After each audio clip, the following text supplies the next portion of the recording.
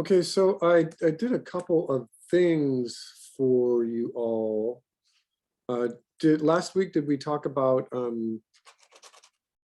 the Red Panda movie, Pixar's Red Panda? Talked a little bit about it.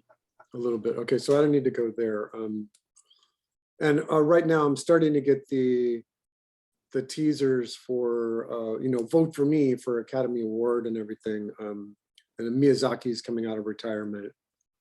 I don't think there's too much too many other announcements, except that I did notice that Sergio Pablo Animation, which is working out of Madrid, Spain, has been doing a lot of concept stuff for a lot of other studios, which is interesting because they did Klaus for Netflix. And it was brilliant. They were up for the Academy Award, they didn't get it. It's a brilliant film, it's a brilliant story. And I was always like chomping at the bit to figure out what SPA, Sergio Pablo Animation, was going to be doing next. But I don't get an idea of what they're doing next. They haven't released anything. And neither has Cartoon Saloon. You know, they went from a Secret of Kells, Song of the Sea, Wolf Walkers, and they've done a bunch of other films with other directors, but I haven't seen what Cartoon Saloon is doing either. I know that my buddy wanted me to check on that. This is producer. This is the backside of Toon Boom Harmony, and I don't know. He wants me to do a demo for this, but this is all I've got. So that's like all the announcements I have. So let me go back to our classroom. Refresh. All right, so let me look at the stuff that's coming in late and missing. And remember, one thing I wanted to tell you all and apologize was that as I was doing the grades for the bouncing ball, I did the bouncing ball first, I think. And I was plugging in points, but then this thing was calling it percentage and it got screwed up. So I apologize for that. So this is still coming in as percentage, but this is okay. One 1/100th of a point is good because that just lets me know that there's something new in that folder. And remember that this late and missing folder, I think I have it keyed in to last the entire semester. So as long as you put something there, I should be able to see it. Let me get a piece of scrap paper.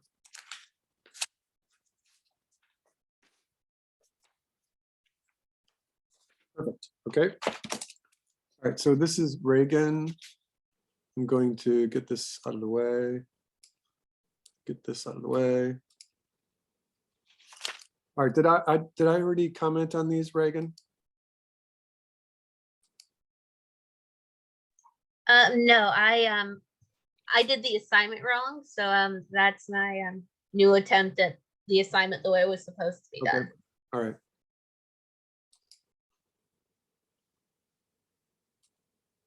Oops, I grabbed the wrong thing there.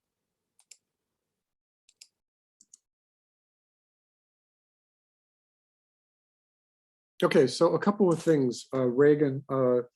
Remember that the directions here were to have not only 8 frames at the beginning, but I think that what I like is 8 frames of nothing at the beginning. And so what that does is it leads your eye when the animation actually starts happening. So this ball holding for 8 frames, it looks like a stall. See that? Well, actually, you don't know this because I'm the one operating the mouse. But when you see the thing looping, see how it sticks right there? So there should be a white frame of nothing. And then the ball should bounce. And then there should be an 8, 24, 36 frame hold at the end so that our eye can rest and say, oh, the animation's over. All right, so having said this, I think your animation is way too lively. I'm gonna pause this and just navigate with my mouse. All right, so you're making a mistake right here. You're making a mistake just 3 drawings into the animation, which I cautioned everybody about before, what we're doing is we're animating a ball that is a certain material. It is a red rubber schoolyard ball or a tennis ball, something like that, anywhere between those two kind of materials. And so it's inconceivable that the ball would start to stretch this far into its acceleration, or this early into its acceleration. It's just a Princess Bride moment. It's inconceivable. So you've got it stretching, and then all of a sudden in this frame, before it hits the ground, it relaxes a little bit, and then it slows down and squashes before it even hits the ground. Remember that the dynamic should be just as simple as, oh, now I'm going to try to draw again. Chloe, hold your breath for me. Oh, I have to restart my tablet.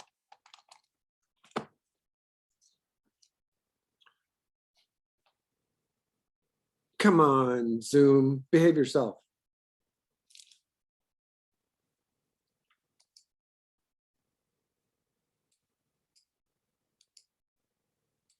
So remember that the idea is that there's an arc, it's coming in, it hits, there's a declination of acceleration, and the ball rolls.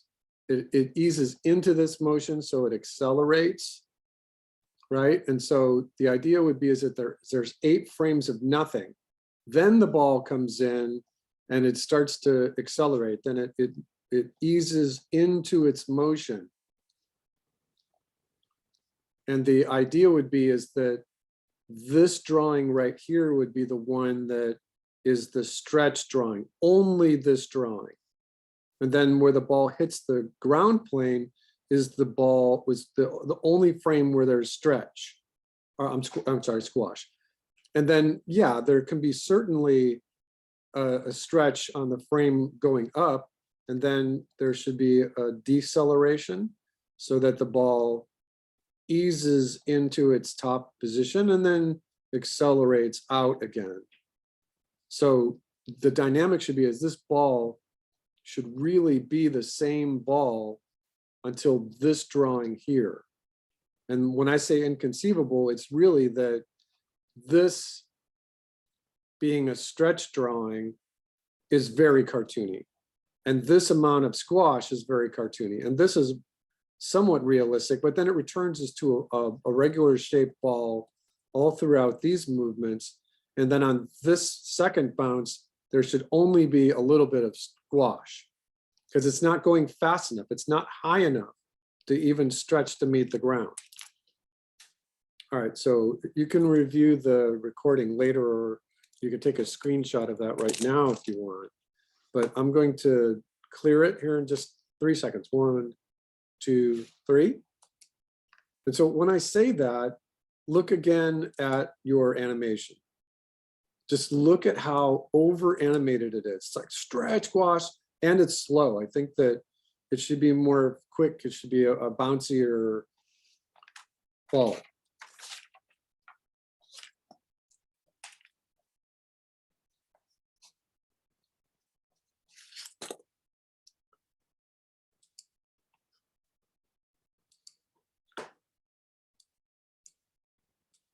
All right, these are looping. So this is just a regular loop, sorry.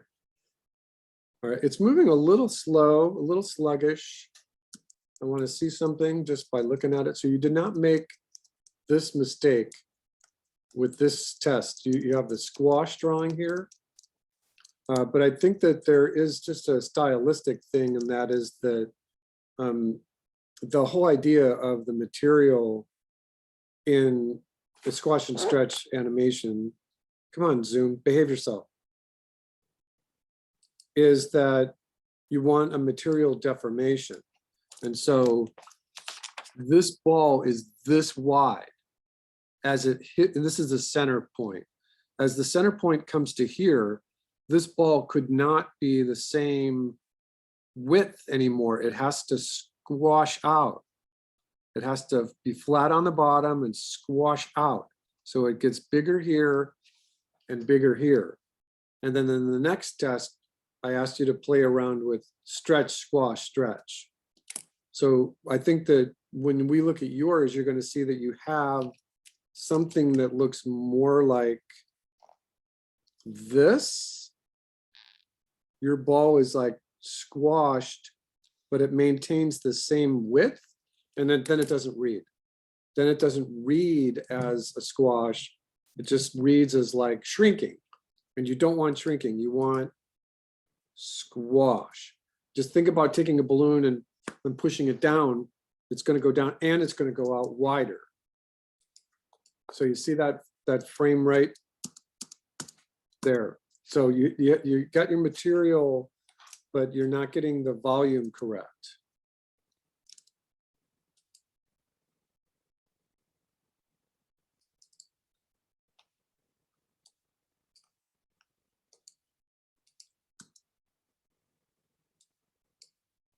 All right, so this is a little better. I think you could still use more width on the squash itself. And you're using a very geometric ball, which is contrasted to the drawings that you've got, which are not symmetrical along center line, so it looks a little sloppy. But the timing looks, this timing looks better of all three of those drawings right there. All right, thank you, Reagan. All right, and then I've got Ryan. Hello. Hello, hello.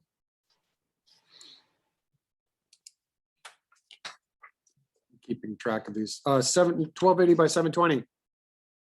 Oh. Please, you're using the wrong size. Looks like it's the right ratio, but you're using 1920 by 1080.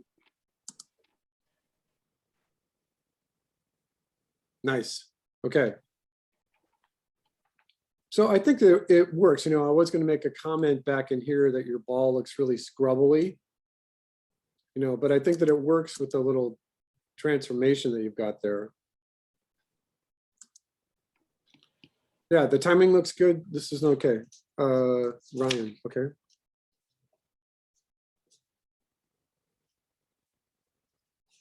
Okay, looks good.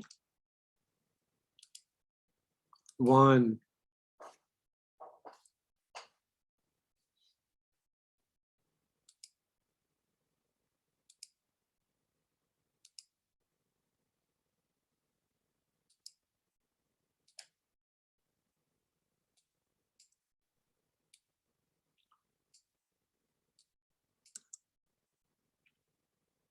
All right, so this is just the regular bouncing ball. That's fine. The timing looks okay. Squash looks okay. The drawings are just a little scrubbly. That's okay. That one looks okay. Scrubbly. Look that one up, Chloe.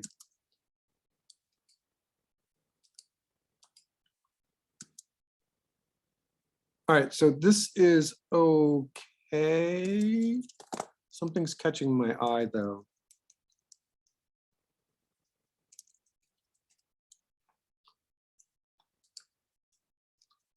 Let me see what it is.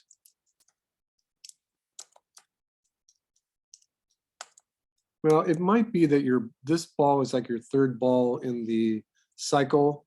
This is the fourth ball and it's already stretching. So you don't want to do this. You don't want to create a material deformation that early in the acceleration. Really, as animators, we're only really allowed to give it squash and stretch just one frame between each other and not anything earlier. It'll be really, really cartoony. And I would rather you just stay with basic cartoon first. Oops, I don't know what I did, sorry.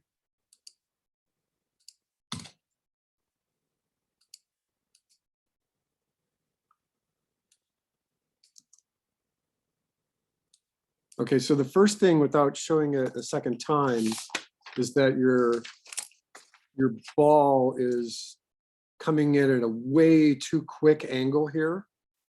It's got like this horizontal acceleration that's pretty incredible. So realistically, if you were following this as an arc where the ball hits right here, it would really be off the screen or just to the right of it, just to the right of its first arc. And so what happens is that it looks like it slows down. Its horizontal momentum slows down right here. It looks like it hits like a real big gust of wind. And we didn't ask for any wind. We're just looking for a regular amount of resistance. So yeah, if your ball is going to hit center screen like this, I mean, think about it. This is just 1/2 of the first arc. And so quite literally, it would just be here. It would be off the screen. And so I think you would need to revisit your original arc. And just use the one that I use is just very typical of any introduction to animation. It's that you start with the top of the arc and your first ball hits about right here. And then you take the deceleration and you continue along the ground plane, and your next bounce is going to be here, which is good because this is the distance, really the graphic distance of the first bounce, and your second bounce should be somewhere just under half. So this is okay. And then following this, your third bounce would be like right here. Then you would have a fourth one, and then it rolls to a stop about here. So that's just very, very typical of the exercise for animation. Now let's look at yours one more time. Yeah, I think that you would take another stab at this one. All right. Delilah.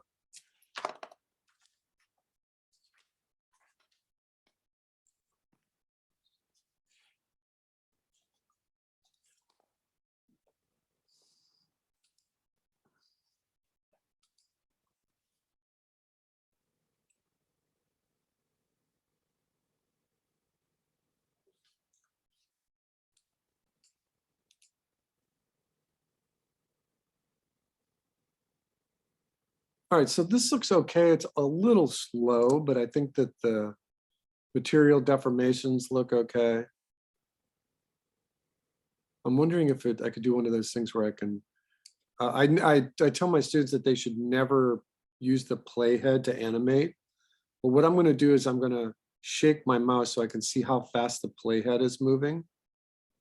So it's moving like that. So my intuition is that if you animated it about this fast, it would look better. See what I'm doing? Yes. So yeah, I think that you would, yeah, I think you just animated it just a little too slowly. Okay. It's a graphic thing. It's almost like you want to change the FPS to 30, but don't do that. All right, thank you, Delilah. Thank you. All right, Tristan. Yep.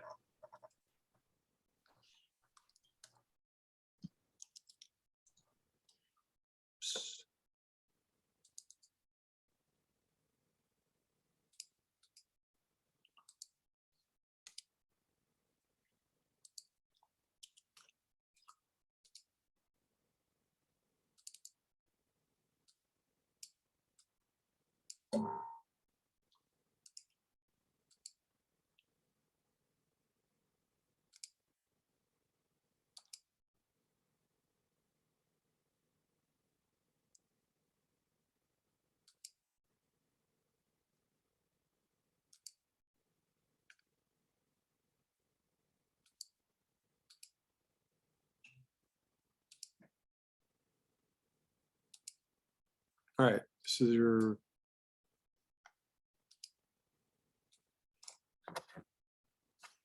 Oops, sorry. All right, so Tristan, I think you've got the squash in there. It's not reading as dynamically as it could be because, again, just like one of your classmates before you, it's not moving out. It's like shrinking, and you don't want it to just shrink. And you really don't want to have it interacting with the horizon. Because you're interacting with the horizon, you're missing about this much space in your perspective to play with. Your ball should really hit the ground plane about here. The timing looks okay, but I think you've got like, see this little flip over thing you've got here? We talked about this last week. It's not the best way to animate. It just kind of gives your animation a staccato kind of feel, a strobe kind of feel. But then you've got it happening here too. So this makes me worried, because if these two are flipping over right here, and then these two are flipping over, and then these two are flipping over, then they're not spaced correctly. These two are flipping over, and then you might have done it, so there's a little bit of space right there. So you really want to start with your arc. You want to make sure that you're accelerating, you're easing into the movement, so that you've got your ball here, you draw your arc, which is straight down. It's the only time in animation when it's straight down. This is your horizon. So put a ground plane, it's an invisible ground plane down here, and it's still within the action safe and the title safe areas. And so this is your ground plane. This is where your stretch would be, or your squash. And then your stretch is going to look something like this, and then ease into this motion. So start your spacing like this, so that you're not getting yourself into this trouble of things flipping over on each other. You're accelerating into the movement so that the balls are overlapping. The more overlap you have, the easier it will be. See, lots of lines that are clustered together at the top. And then there might be one little space here where it goes from its fastest to its stretch into its squash. So this is just one of the better ways of just attacking the timing and getting the timing and spacing into your hands. Okay. All right, now my intuition is that you did the same mistake here. Now don't bounce on the horizon. Let the ball happen on a ground plane. And you've got the flip over thing happening again. You know, try to avoid this. So we talked about this last week, so give it another go. I mean, these things are easy to do, so if you want, you could give it another go. Yes, I will. All right, and then your ball across.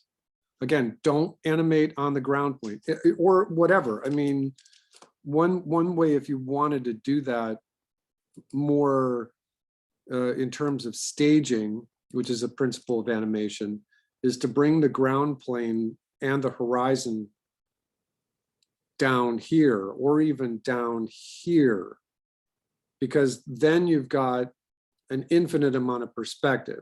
Then if you were going to draw your perspective, I don't know why I did that. You know what I mean? Yeah, I see. So you can, so what would happen though is that you've got a sense of, oh, I see what happened. My drawing went away. So you could have like this really squashed fat perspective here, where the horizon and your foot plane are just really close to each other. It's almost like you're using a dog's eye view or a worm's eye view, and that the perspective up in the sky would be your regular perspective, if you've ever done that before. With this being your ground plane, and then you could use the ground plane and the horizon as one unit. That's fine, but I think that the better stylistic way is to bring your horizon here and give yourself an invisible ground plane that's down here. And then that way you can get your ball to bounce. And you're using your stage a little bit better. All right, you can take a screenshot of that. There you go. All right, and the timing. It looks a little sluggish right here. I mean, it's okay. I think that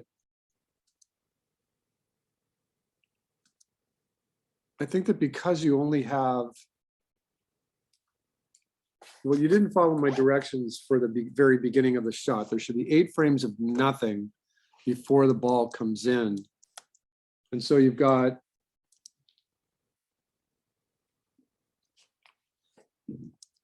a flip over here that's not good, right?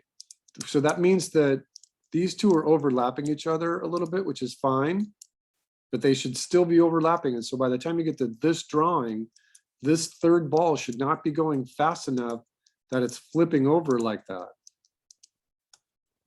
So you accelerated it too fast. And then, you know, literally, if you wanted to think about material dynamics or the physics of this, if it accelerated that much, that this ball would be, it should be moving quite a bit faster. And again, you didn't handle the squash and stretch correctly. You know, you have to squash it. You have to maintain the volume. And remember that in this position, the stretch has to happen along with the arc of motion. So this will just be for everyone, just as a reminder, that if your arc of motion is this way, and then the bounce is this way, that the ground plane is down here, then your squash is going to be like this. But when you're doing your stretch, it has to be in the direction of the arc of motion. So here it goes up, so the stretch should be this way. And you've got your stretch going straight up and down, which is kind of unnerving in terms of the animation style itself. All right, so but that's my comment on those. And thank you, Tristan. All right, that was all my late and redos. All right, I did not want to do that. Hold on one second. I did want to do that. Okay, there's nothing good there.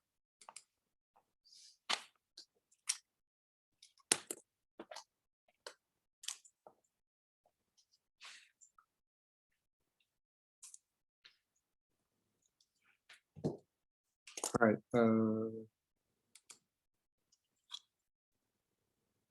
Bouncing ball with tail.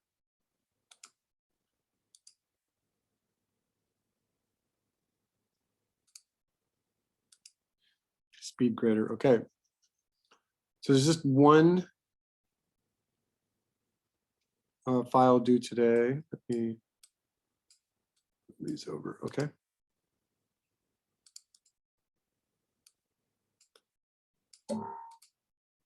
All right, Victor. And again, I apologize because we have to do it this way. You can't, Canvas won't play Canvas won't play any movies. All right, Shift Command L.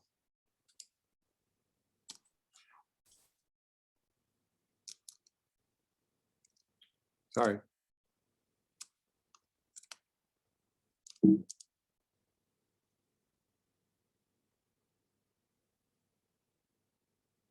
Okay, so Victor Yes. looks okay. All right. Yeah, nothing's catching my eye. It looks okay. Okay, good. All right. Clapping for Victor. Yay! Looks good.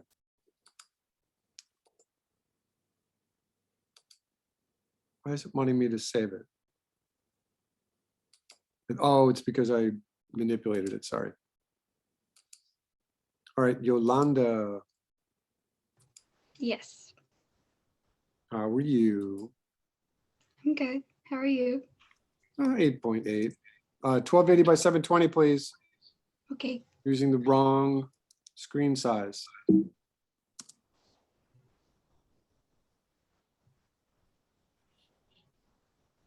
Okay, this is okay too. It's working. You followed my directions. The only thing that is kind of funky town is the little end of the foxtail here. I think that what you can do is you can do one of two different things. You can take the same exact file that you've got and just tweak it a little bit Mhm. by getting rid of this little pinch. Just make this pinch just a little bit more subtle. And that's the first way to do that. So yeah, you would just redirect that line right there a little bit.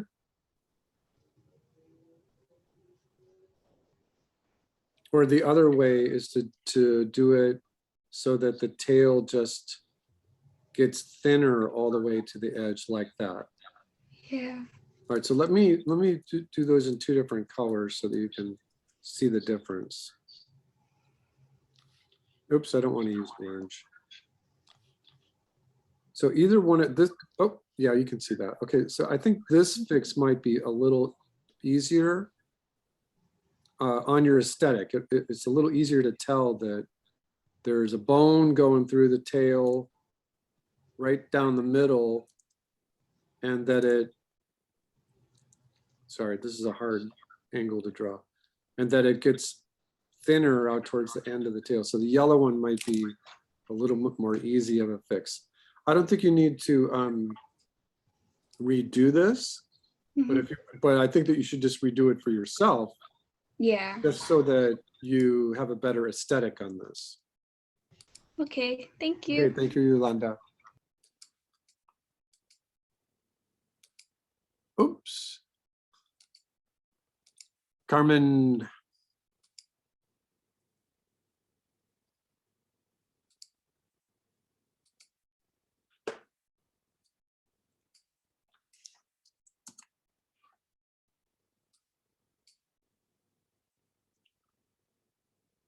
Okay, this is good.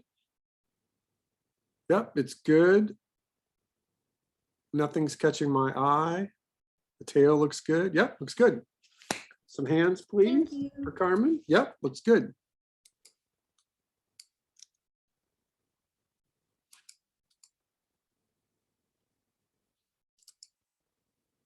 Reagan.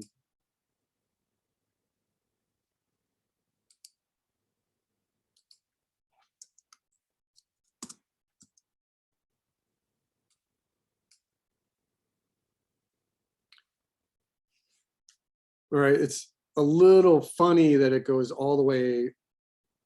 Well, actually, it doesn't go off the screen. But it looks, No, I think I had an extra frame there I forgot to delete at the end. So when No, I I think exported you it, have- it got weird. I think you have 24 Yeah. frames at the end, at least, maybe even 36 Yeah. frames. And because of that, it looks like it just catapults way off the screen itself.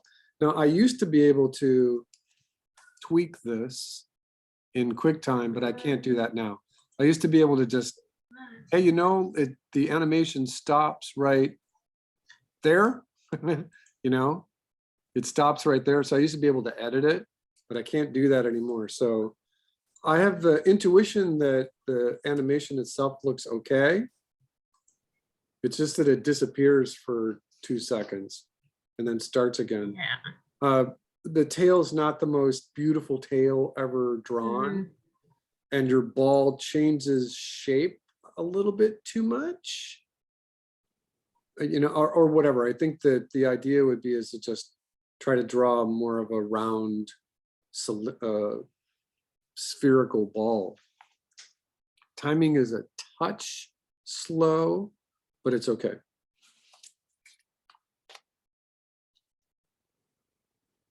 Sorry, I just remembered something. Okay. All right, so you got those notes. Let me put this way.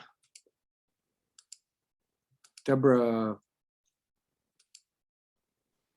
Hi, how are you? I'm good.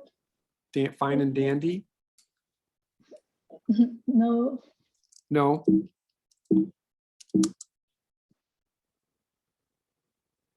All right, looks okay. It looks pretty good. Yep, looks good to me. Deborah, everybody put your wet pat flippers together for Deborah. Yay! Thank you. Okay. James. Hey there.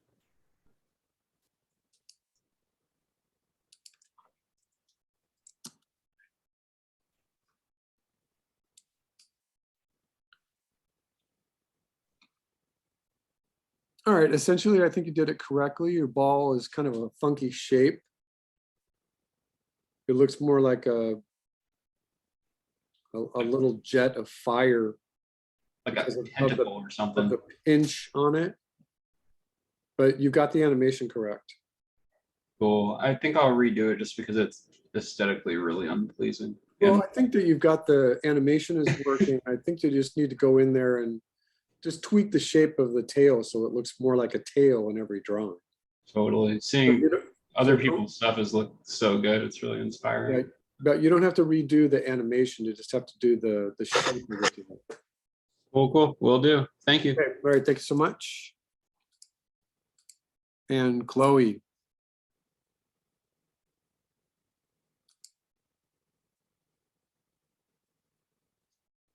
Oh, what is this?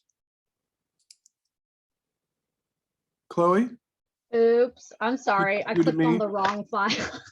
Sorry about that. I'll resubmit it. Chloe, Yes. I'm gonna find out where you live. Are you gonna Yeah, follow me and around? besides, you can't, well, you know what? Maybe I could do this. No, I can't. I'm not gonna even try. Sorry about that. The Harmony is one of the only, just go ahead and put the QuickTime movie in there right now. Yeah. You would never want to ever give anyone just a stage. Yeah. Because It was right next to it. So I think I You'll never clicked get on to, the you'll wrong never one. get it to work. Nope. I just resubmitted it. It's one of the few applications that uses a folder hierarchy. Mhm. Let me know when I hit refresh. I just resubmitted it.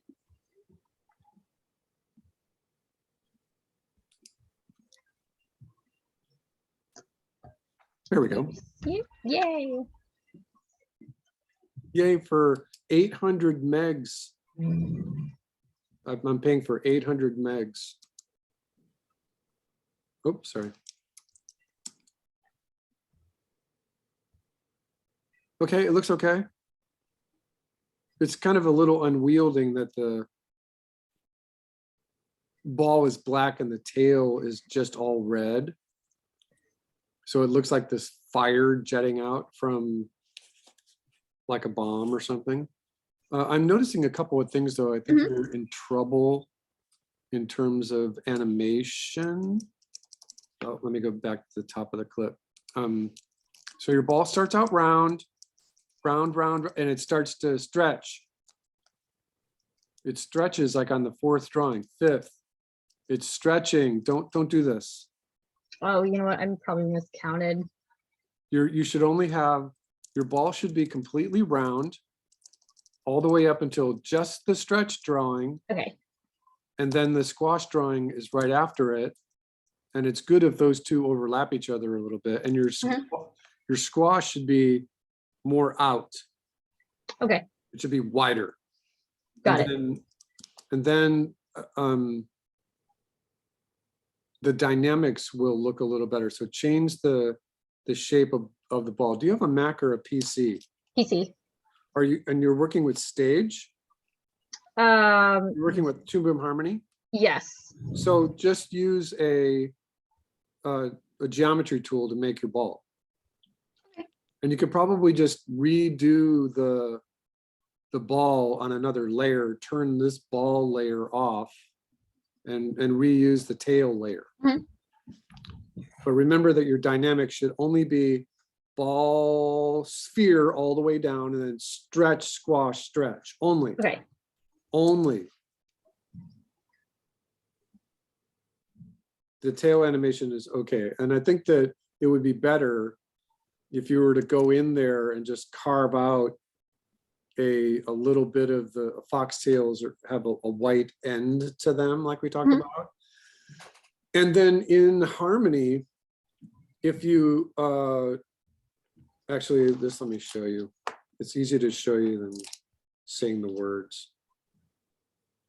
Let me bring up a file that I already have.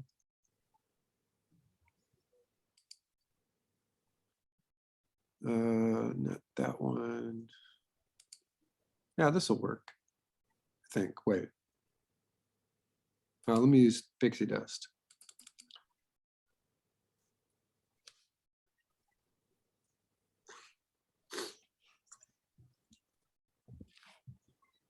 Look, it's 21. What version did Kenyatta give you? Oh, I don't have a subscription to Kenyatta, but I have 21 as well. Okay.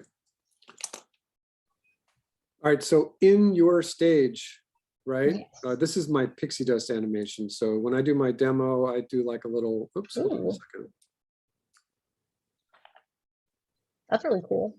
This is strange. Why is this doing this? Default colors are not found. I'm just going to put this away. All right. So once again, so in Harmony, and I think that everyone would be kind of drooling about this, because when I do my demos here, I always like using Harmony, especially for the Academy. We'll be doing this on Friday morning. That on this particular frame, I've got all of these colors working, right? And in your color palette, you can't see the colors until you actually click on the layer you're working on. So now that I'm in here, I've got your selection tools, you've got your paintbrush, you've got your paint bucket itself, but you don't need to repaint anything. Let's say that I'm looking at this little spiral right here. Mhm. See that? Let me zoom into it.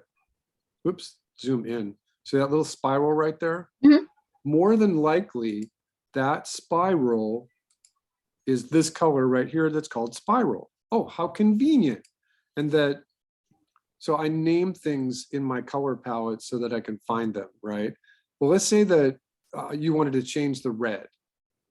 So you just, and what I do is I keep the names as swatches like this, because you can do it this way. You can right click and say, have the colors like this, but this is unwielding. I don't like this. You can't see it.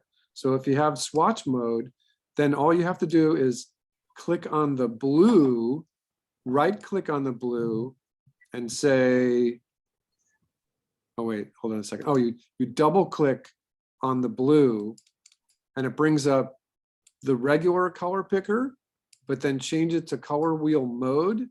And this is the best color picker on the planet, because this little pink, you know, it might be working, but you can change it to any color you want using any 6 of these palettes. See what I'm doing? Yeah.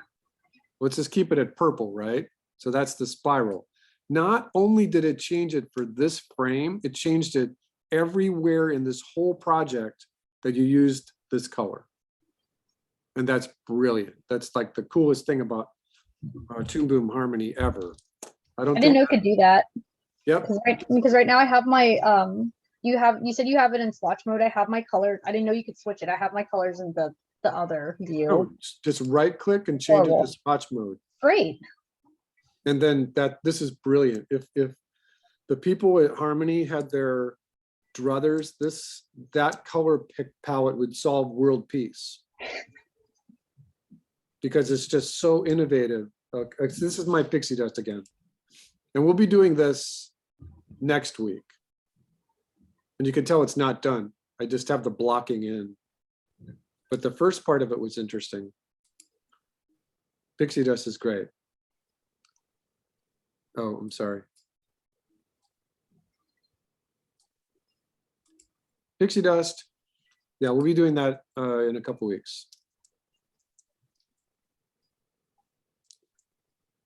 Quitting Harmony because it's using up all my memory. Okay. Sorry. Oops, I just did that. I'm mouse happy now. I'm clicking like crazy. Shade. Thank you, Billy. Okay, you're Yeah. welcome. Tail. Perfect, okay.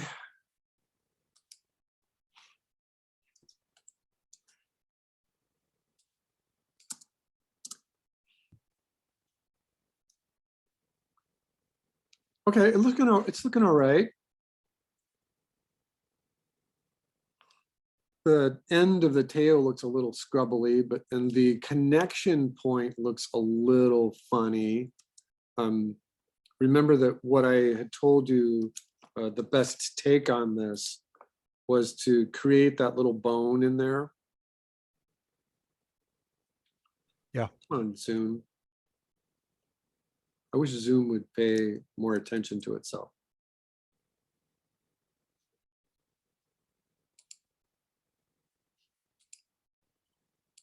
Oh, that's fine. I'll just get rid of it. Okay. So remember that the suggestion that I gave you all was to put that little connection point where the bone actually lives, right? So that you can make your tail splay out from it. So you're not going to have this like little interior pinch right here, which looks a little funny in the traditional animator's toolkit. The foxtail always had just a single connection point and then just had its little puffiness. So try to give your tail this kind of aesthetic rather than the lumpy thing you've got going here. And then once it's working, well, actually the timing is working, then go back in and give yourself the little curves that really make it look like a foxtail, right? So this is a Alright. better aesthetic. All right, take a screen grab and 1, 2, 3. Got it. Okay, and yeah, but I think your timing is working okay. Yeah, just fix the aesthetic of the tail right over the top of the animation that you've got. I'll do All my right, best. thanks, Shade.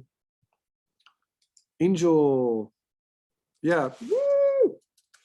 Yeah, really clapping because this is technically really not that easy.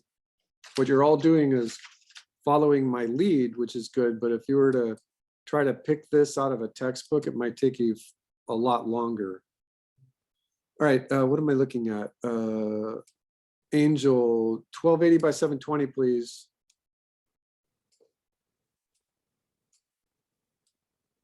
Before I even play this, I can see that you're going to be into a little trouble because your ball is too big.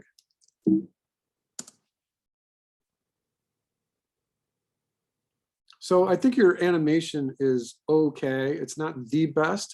Remember that one of the things that we were concerning ourselves about last week was making sure that the change of the arc of the tail happened because the ball hit the ground plane and that the tail was not the thing that caused the ball to leap off the page or smack the stage. I don't think that's happening with yours because I think that I'm going to just double check this. But your tail is touching the ground plane. In my example last week, the tail doesn't touch the ground. Like, I don't think it touches even for one frame. So here you've got it touching, almost touching for, so that's 2 drawings, 3 drawings, 4 drawings. So the tail is touching the ground for 4 drawings here. And that is counterintuitive to a bouncing ball. A bouncing ball is hitting the ground, comma, when it's moving the fastest. It changes direction because it's moving the fastest. It hits the ground and then goes the other way. It's moving, it accelerates, it stretches to meet the ground, which, like I said earlier today, that's inconceivable. And then it squashes and then stretches. And realistically, those drawings are on 2s for this demonstration. And so you would have maybe 1 drawing. You would have the second stretch drawing where the tail might hit the ground. In my demo from last week, it didn't hit the ground at all because of the way we spaced it. but your tail is really sticking on the ground because you've got it for 4 frames. And so that's where the ball should be moving the fastest. I think your ball is just a little too big. And I don't think you're giving yourself enough height because of that. What you have is okay. But it could be better if the ball was smaller and maybe it didn't bounce on the ground plane. But definitely see if you can readjust the number of frames where it actually hits the ground. All right, thank you, Angel.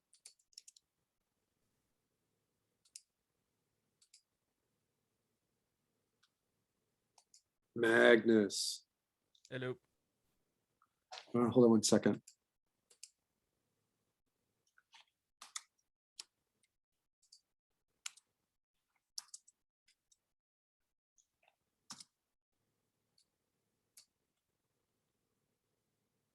Nobody's getting into trouble tonight for out of control file names. I know now that I said that. All right, Magnus. 1280 by 720, please. Sorry. You're using the wrong screen size. Oops, let me get this out of the way. Yep, it looks okay. It looks okay. One thing is catching my eye. Let me see what it is.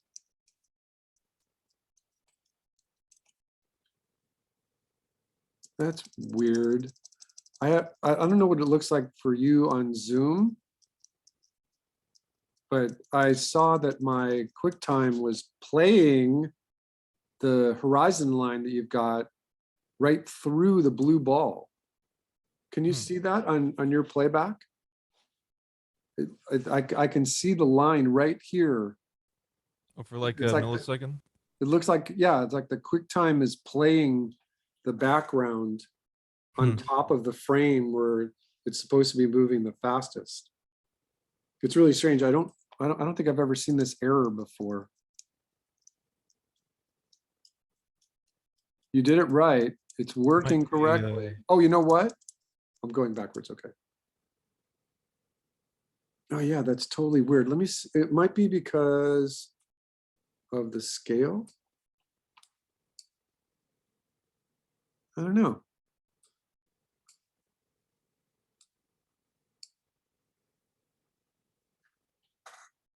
Can you still see it? A little bit. It might be persistence of vision, but I'm not sure. Well, it's correct. It's right. You did it right. Clap, please. Magnus. Thank you. Yeah, it's working. Okay. Ryan.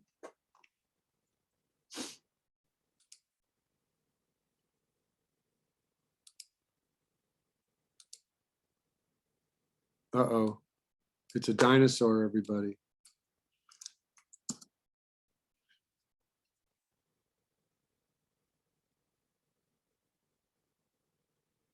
Okay, essentially you've done it right. Timing, the ball bouncing is correct. I think that you could make your stretch come in a little bit more. I think that your stretch is got the same width as the regular ball. Just kind of like we talked about a couple of different times tonight already even. And that your stretch or your squash is shrinking instead of squashing. And that's a complete different thing. So see if you can work on building the squash shape and the stretch shape a little better. And we talked about that last week. Oh, and I apologize because I only uploaded the movie from last week this afternoon because I got yelled at. So you didn't get to review it. So your dinosaur tail, I think, is animating correctly. I think that it jiggles around right there a little bit. So what's happening is that the hookup between your very first frame and then as it starts to go down, you know, that this part is something that you can fix a little bit. It should not. Your ball is only at the top of its arc right here. The very next frame, it should not have that much change in shape. So what's happening realistically is that your tip of the tail of the ball should be here. As the ball starts to accelerate down, you know, it could starts to accelerate downwards. The tip of the tail is going to be stuck in space. And so for this ball, and this ball, really the tail just kind of hangs on that one little space right there. Sometimes it could even counter action. Sometimes it can even go upwards, but it's moving really slowly right here. It's only beginning its acceleration downwards. And so you've got the top of the arc here for your first drawing number 3, 5, 7, 9, 11. So this tail should only have a change of shape when the ball that's coming back up, which looks like this, starts up here, and then it's going to have the flip over. So like I said, I just uploaded that demo from last week to YouTube onto Canvas this afternoon. But you can see that you've got, oops, hold on. You've got quite a bit of change in the very first couple of drawings, and that's just, it's unrealistic. So change those drawings right there. Okay.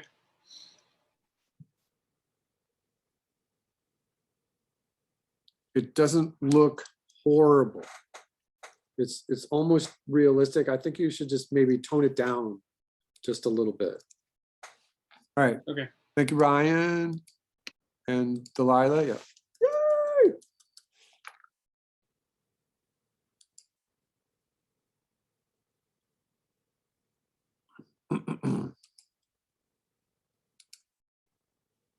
That's what 1280 by 720 looks like, everybody. That size right there.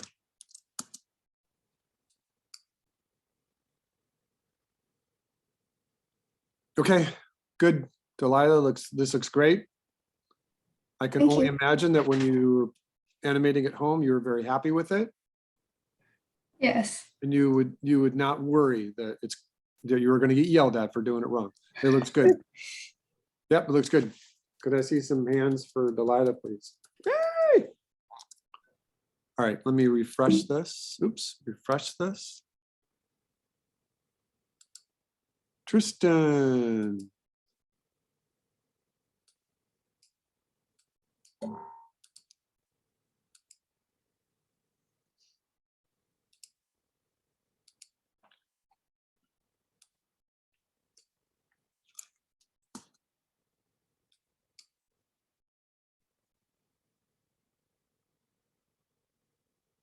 All right, your ball timing is good. The tail movement is good, but your tail, woof. You know what I mean by that? Yeah, I tried to refine it as much as I could before turning it in. But I was Yeah, wondering if make it another joined. go at it. Use another layer and get that shape to look like a foxtail, because at a couple of different frames in there, it's starting to look like a shopping bag that's being blown around in the wind, right? I see. And you don't want it to look like a shopping bag being blown around in the wind. Correct. So the animation is very close, and just refine the shape of the tail. All right. All right, thank you, Tristan. Hands, please. Yay! All right, let me put that away. Refresh once again. And let's see, did I miss anybody, or did anybody just now upload? Okay, looks like we're okay right there.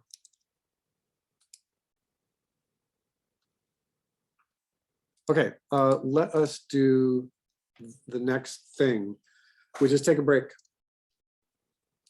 So what we're going to be doing is, let me grab my notes. just in terms of the semester, I think it was last semester was I worked in a bunch of special effects. It is my like forte, which is kind of weird because I think I was listening to Michael Krasny talk about, to a musician, a classical musician one time on his NPR station. And that person called it fort. And I'm not sure if fort was some French or Italian accent way of saying, but I believe it is forte. At least here in America, we're just going to call it forte. My forte is If it's a video musical term, it's forte. yeah, but again, I think it was just that musician was from, it might have been from Portugal. And they called it fort anyway. So what we have in store here is that what I'm going to introduce tonight is a dog's tail, which is another form of waveform animation, and it's really quick.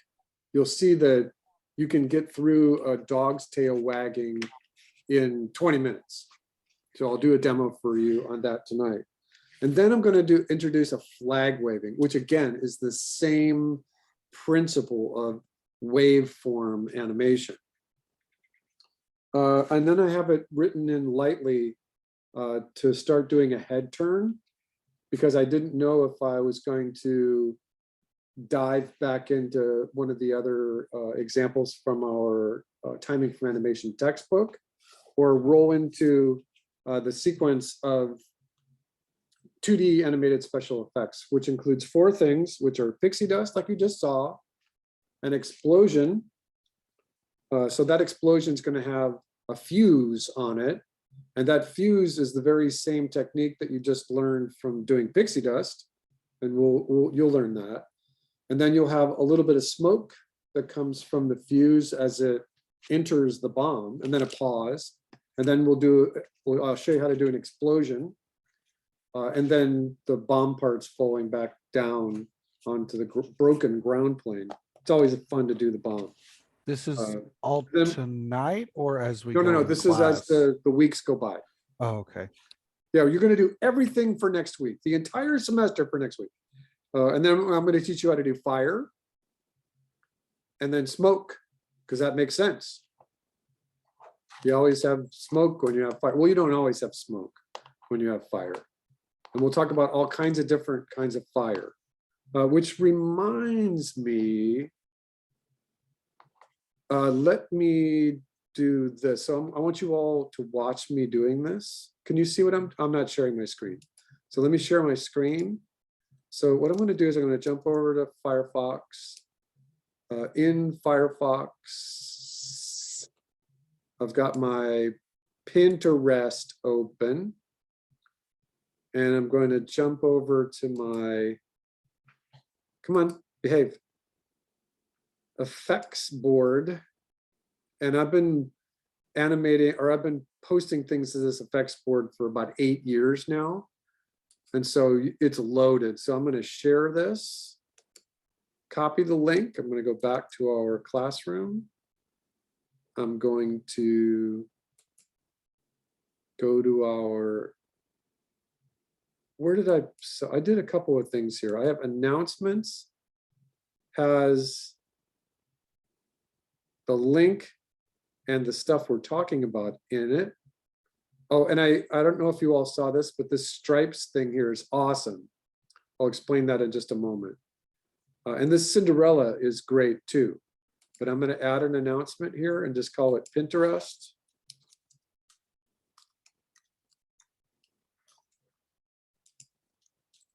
And I'm going to link this. This is what you always mean by linking, so that people don't have to copy and paste. Let's say done. I'm going to say Billy. All right, and so this is going to be available all semester long. And let me go back to the board. So this board has just so many great things in it for fire and smoke and special effects, lightning, thunder, tornadoes, volcanoes, there's just a whole bunch of really great things. And I really like these little cheat sheets, if you will.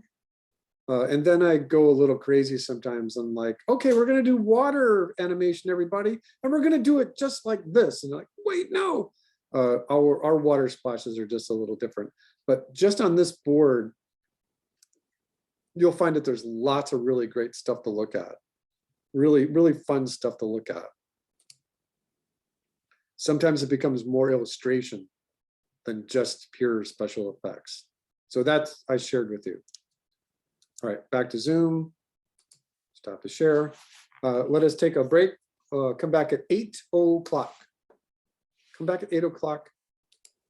Sorry, let me rephrase that. Redo that. The idea of a dog's tail wagging can be done with as few as 4 frames. It can be done with as 6 frames. It can be done with 8 frames. If it's done with 8 frames on 2s, that's 16 frames, and that's, you know, back and forth, left and right, left and right. And it's actually a little bit slow. Dogs can wag their tails pretty quickly, but that's not really enough to give you for homework or even like a demo. We would be done at like 8:15. We would be done. And so I'm going to show you a couple of different dogs tail wagging, and you're welcome to do both. You can just do one. I think I'll just slot it for just one dog's tail wagging. But then we're going to do a flag waving, which is the same kind of approach to the animation, but it'll be just a little different. It introduces the idea really of waveform animation. You just got the hint of it with that foxtail on the bouncing ball. You just got a little hint of what it was. And I showed you how to do it, but when we do the flag waving, you will get a real good sense of what waveform animation should look like in animation, and that it's cycling. If you were doing this for Disney Studios 20 years ago, they're going to do everything straight ahead, and they're a flag waving for 8 seconds is going to be hundreds of frames. If it's going to be wagging for 10 or waving for 10 seconds, it's going to be 240 drawings on 2s. It'll be 120 drawings. Because Disney really didn't like cycling. They didn't like reusing animation on their exposure sheets, but they weren't afraid to reuse animation from the Jungle Book for another film, or the horse riding up into camera from Ichabod and Mr. Toad in Mulan, or reusing animation from the archives in any other film. Heck, when Snow White, when Snow White is dancing with the dwarves, and there's 3 of them on top of each other, they reused that animation a couple of different times. So, you know, it becomes a big WE situation for me. So remember that I'm kind of mixing up traditional animation with now the new game style of animation, where everything has really got to be repurposed and reused and cycling. And so when you see the stuff that we're doing for the bouncing ball, except for the, you know, a lot of the things that we're going to do will be, I will try to cycle them so that you can have that really solid foundation of getting approached by anybody when you're doing your interviewing, working for a game company. Yes, you do know how to cycle animation, because games routinely use that. All right, and then looking at my list, during the break, I decided to move what essentially is going to be a head turn or a take or a reaction to after the special effects section. So if we break this into like 4 different parts, this is the really early stuff, you know, the very basic principles of animation. And then we'll do special effects as a unit. And then we'll do a bunch of other stuff like the head turn, a car driving on the road with the lines in the road cycling behind it. That's really great. And that 3rd unit will include a walk cycle and a run cycle. And then we'll go into a very, very traditional final for principles of animation class like this, which animation studios and schools across the country, across the world have been using for a very long time, which is the run, jump, and catch sequence. And for that, you might want to do a little storyboard. You know, I've already given you the story. It's a run, jump, and catch. It's just that easy. And a lot of times those things are simple and elegant enough that they wind up in film festivals. So that it's something for you to consider, applying it to Kenyatta's Film Festival in the end of the spring, or any of the festivals that come up around that are free. So it's something to just consider. All right, so on to a dog's tail wagging. What I'm going to share with you and what I would like you to do is just kind of write down this pathway. 2D animation, tail wag, timing for animation. And the reason why I tag this with timing for animation is because you get this book. And remember, that's the book that I preferred as a textbook for this class. It's awesome. Every page is its own thing to do. It's really great. I like this particular search here because it gives you the book to remember to pick up if you want. It also gives you the tail wag right out of the book. That's this one. And so this tail wag right out of the book, oh, I forgot, you can't see it when I do that. This is as easy as a tail wag for a dog can be. Here's one of a lion. That is more of the one that looks like this. And so we'll do both of those today. We'll do this one right here, which is kind of this one. So this one has the frames put right on top of each other. 1, 2, 3, 4, 5, 6, 7, 8. And then you just animate 8 back into 1, and you got a really nice waveform cycling. And that'll make sense going in the next week when we do, into the special effects part, because we reuse this same idea right here. Well, I'm sorry, in the flag that we'll do today. And then the flag animation, you'll see that exact same notion gets reused when we do fire. Okay. Any questions, comments, complaints, conundrums, criticisms? Anything else that starts with a C or a hard K sound? Anybody? Nobody? Okay, let me proceed. All right. Look at our reference, and we're going to look at this tail wagging right here. There's only 4 drawings in it. So what I'm going to do is I'm going to create a background. I'm going to give myself this brown color.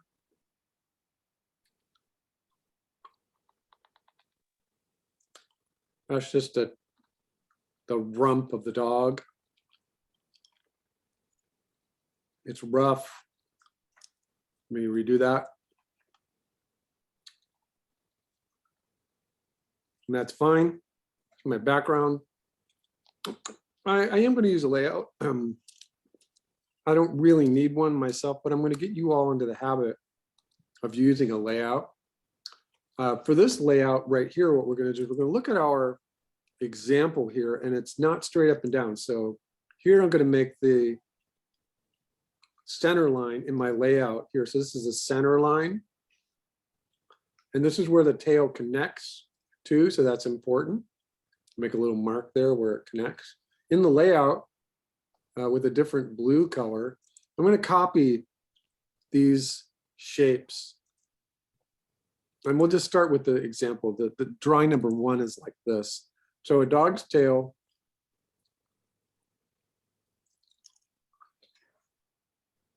I really should get warmed up before I do this. It can be something like this. Go equally distant away from the center line to the other side of it. And just give yourself a tail. That's okay right there. Remember, this is our layout. So from the layout, what I'm also going to do is pick a Actually, I'm going to drag this here so that I can go back to it. Oh, and Deborah. I'm sorry, Nicole. Hold on. Um, Yes. So what I would like to do is just slow down and go backwards just a little minute. Both in the PC, Mac, and in the iPad version, all of these are called windows. So in the tools, so I have tools, tool options, timeline, preference, and color palette. Those are all selected. See the little Okay. check marks there? And Yeah. that's all this. That's all these windows right here. Okay. And so this tool is very simple. I think that you might even look at yours and tell me whether you have a geometry tool here where you can draw circles and perfectly straight lines. The PC, Yeah, I have that. okay, that's good. So you have another tool there, but that's it. That's all the tools that you have. This is your color palette. That's all you have. You can make all your colors darker or lighter, and you can drag this color just right into your swatches just by dragging it like you saw me doing. These are your tool options. That's it. These are your preferences and your timeline. Okay, So- I'm looking and I can't find my color box. So window, color palette. See, I don't have that. Oh, that's weird. It only gives me settings. I don't know what to tell you. I know that if you go to roughanimator.com, the same Okay. place where you bought the application, and you email the help desk, that it's one guy. It's one guy put together this whole application. And he will get back to you. Okay. So Yeah, my- give him an email, see if he can help you. He might have a different version to send you. Okay. I But let me- might. I don't know if I need to update the app. Yeah, you might. When did you buy it? I bought it last year. Yeah, When I it was might in need your it class. it might need an update. Let me I'm surprised check. it doesn't happen automatically. All right, but try to follow along with what I'm doing, and I am recording it. And so Okay. and I'll put it on YouTube so you can go back and look at it.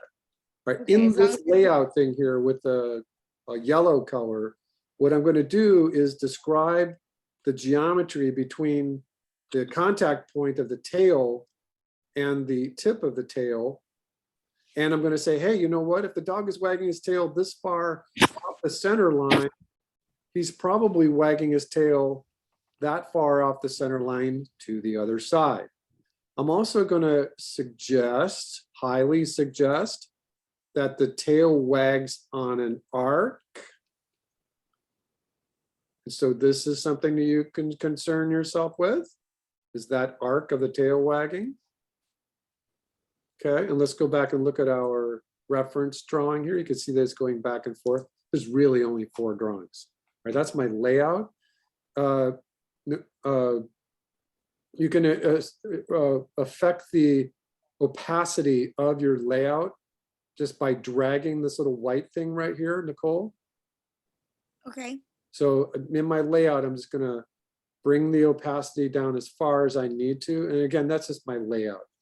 I'm gonna take the background and take the background. I'm sorry, I can't do this. I'm gonna take the layout drawing, and in our example, there were 4 drawings, right? 1, 2, 3, 4. 1, 2, 3, 4. And so it's only going to be 4 drawings on 2. We only need 8 frames. So we're going to take this out to 8 frames. And that's this entire test. I'm going to add a layer by saying add an empty layer. And then I just get a layer empty here. This is going to be my tail. So make sure you name your layers correctly.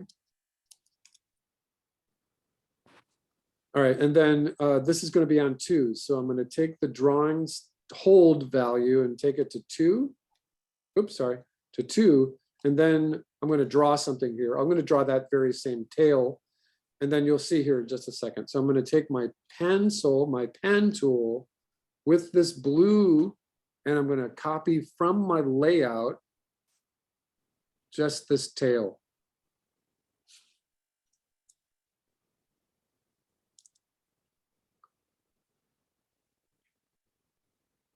Ah.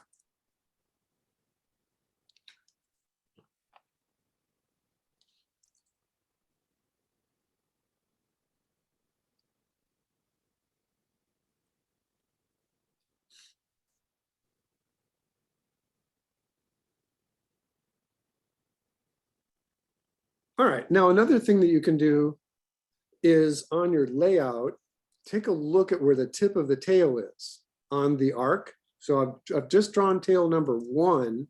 And so I'm on my layout.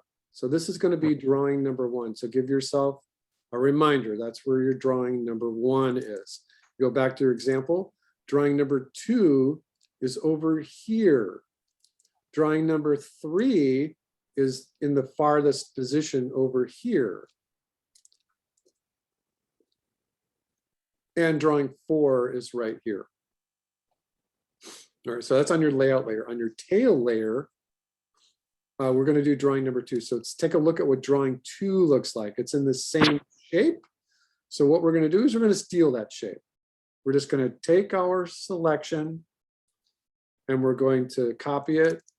And we're going to add a drawing after. And you can see that it's on 2s. It's copying the same number of drawings that the previous frame was. So if it was on 1s, it would be on 1s. If it was on 2s, it'd be on 2s. I'm just going to paste. It's going to be right in the same place. I'm going to move the pivot point to right where the tail connects to the butt of the dog.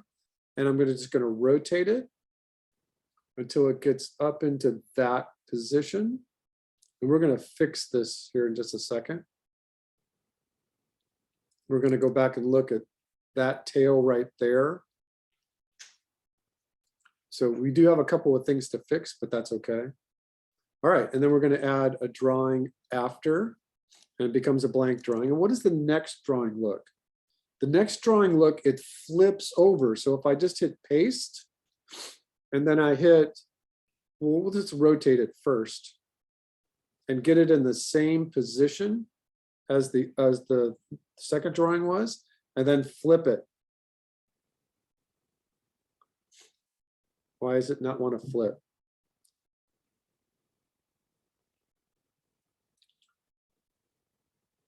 It'll scale, but it's not going to flip on me.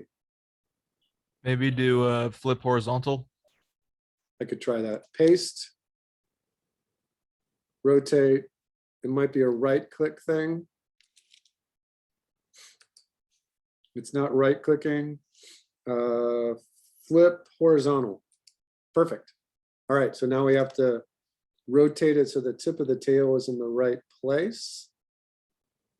Should be about right there. Okay, and add a drawing after. And then look at our example again. Drawing number 4 is in the same position here.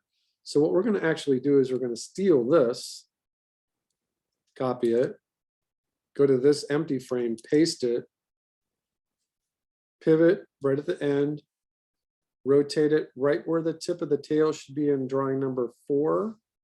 Hit save. Again, Billy B _ You already had the bouncing ball with the tail. So let's call this one D for dog and tail. And it's going to the desktop, say save and play. Loop on. It's already clicked for cycle. It's like a preference or something. Play it. So that's as fast as you can get a dog's tail to wag. It's really just that simple. If we kill the opacity on the layout and play it, you know, that's as quick as you can get a dog's tail. So you would just go in here with your pen tool.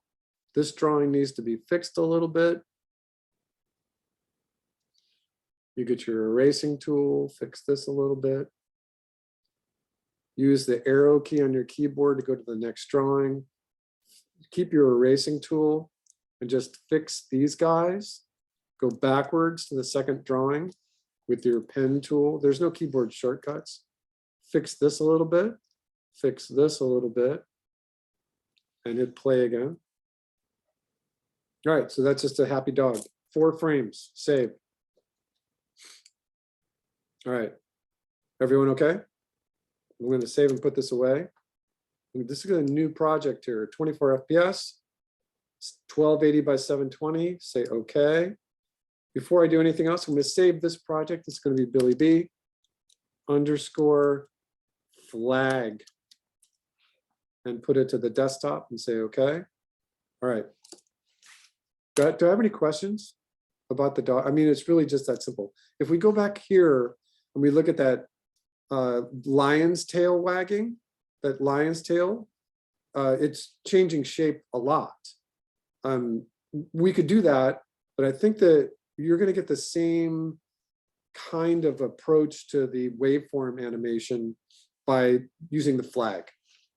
And so you can see that this has been repeated in the squirrel right here. And then there's another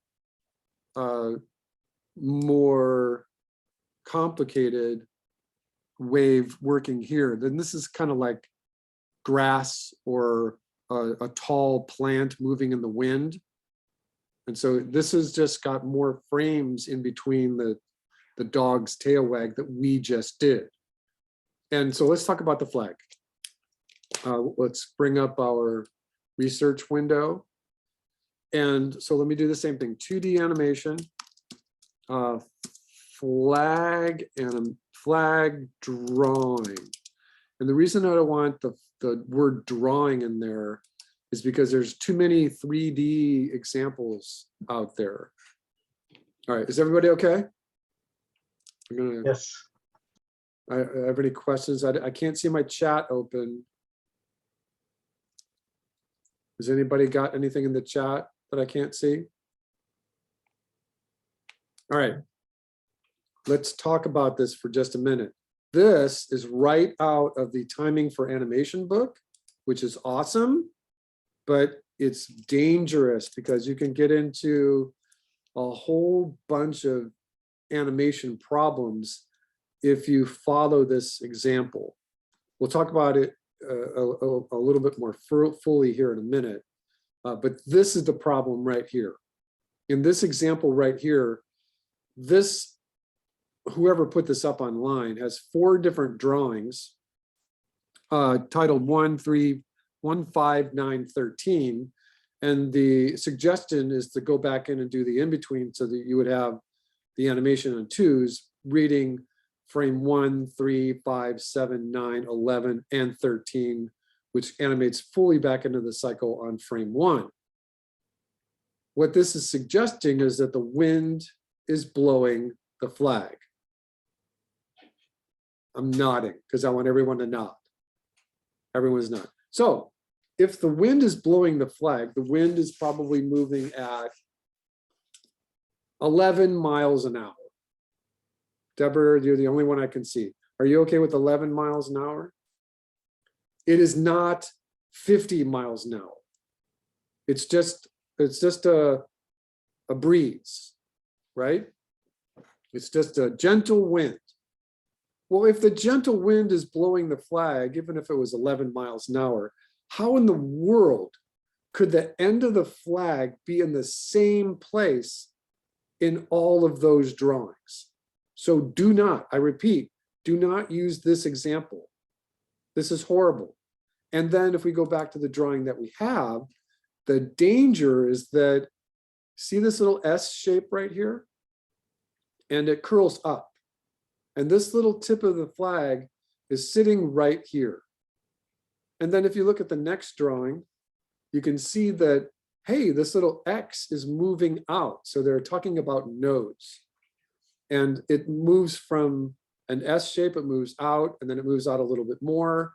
In this third drawing, the new under wave starts happening. In the next drawing, you can see that the X's move a little bit further to the right. And then this drawing right here is a copy of the first drawing. So this drawing right here, the fifth drawing looks exactly like the first drawing. And so this is a very poor, horrible suggestion, because if I put my tip of the tail, tip of the corner of the flag right here, and then the corner of the flag right here, and the corner of the flag right here, and then here, then you're in danger of the flag blowing in the wind and the tip of the edge of the corners of the flag are in the same place. So this is okay. This example right here, again, we got this by 2D animation flag drawing, and we like the shape of the overall flag here, but the suggestion that the wind is blowing stiff enough that it moves the flag out from the flagpole, but that the corners of the flag are in this, don't use this example. You know, I love that Timing for Animation book. I like it. It's a really great book, but there are other better examples. This is horrible. This is horrible right here. Don't use this one or this one, please. For love of all of the gods put together, don't use those. In animation, you can have the flag waving be really complicated. You can have folds that are like this, and it'll take a 8 drawing flag cycle into 26 or 30 drawings for the cycle, and you don't really want that. You could have an animated hand waving the flag back and forth like this. There's lots of different options, but I think the best one that you're going to find, it's going to be something like this pirate flag. Let me find the one that I really like.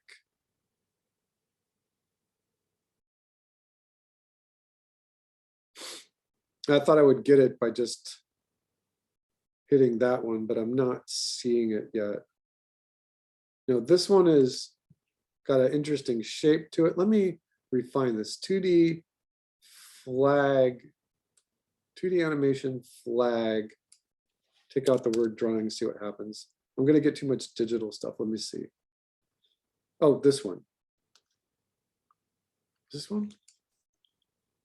So I like this. This is a nice shape. It's a pirate flag. We're not going to put the logo on there. I thought there was one that was even better. I'm not seeing it. Oh, this one. So this is really nice. Now, this one, it's got a tilted angle to the crow's nest. There's a boom on the mast. There's a suggestion of a sail. The wind is only blowing at like 11 miles an hour. This one's really complicated though. There's 3 parts to the curve, but this one's really nice.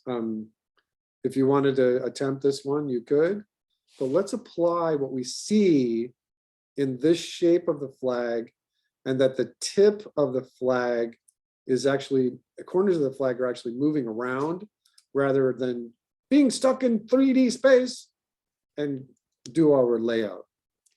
All right, so in our rough animator application, and Nicole, once again, let's talk about our background. Our background, we're gonna use this kind of layout. So on our background, and again, just to remind everybody, let's talk about this just once again. We're going to call this our layout layer. Our layout layer is going to have, just in really light blue, oops, hold on. We're going to have action safe,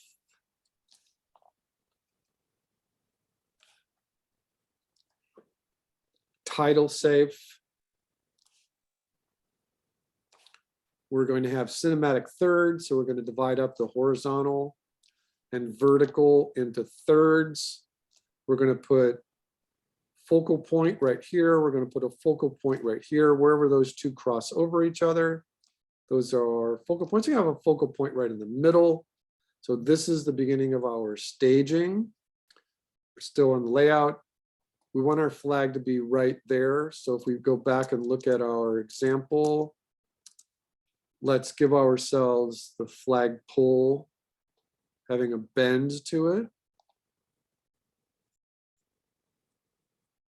Let's have, I think there's a little spire on top of the flagpole.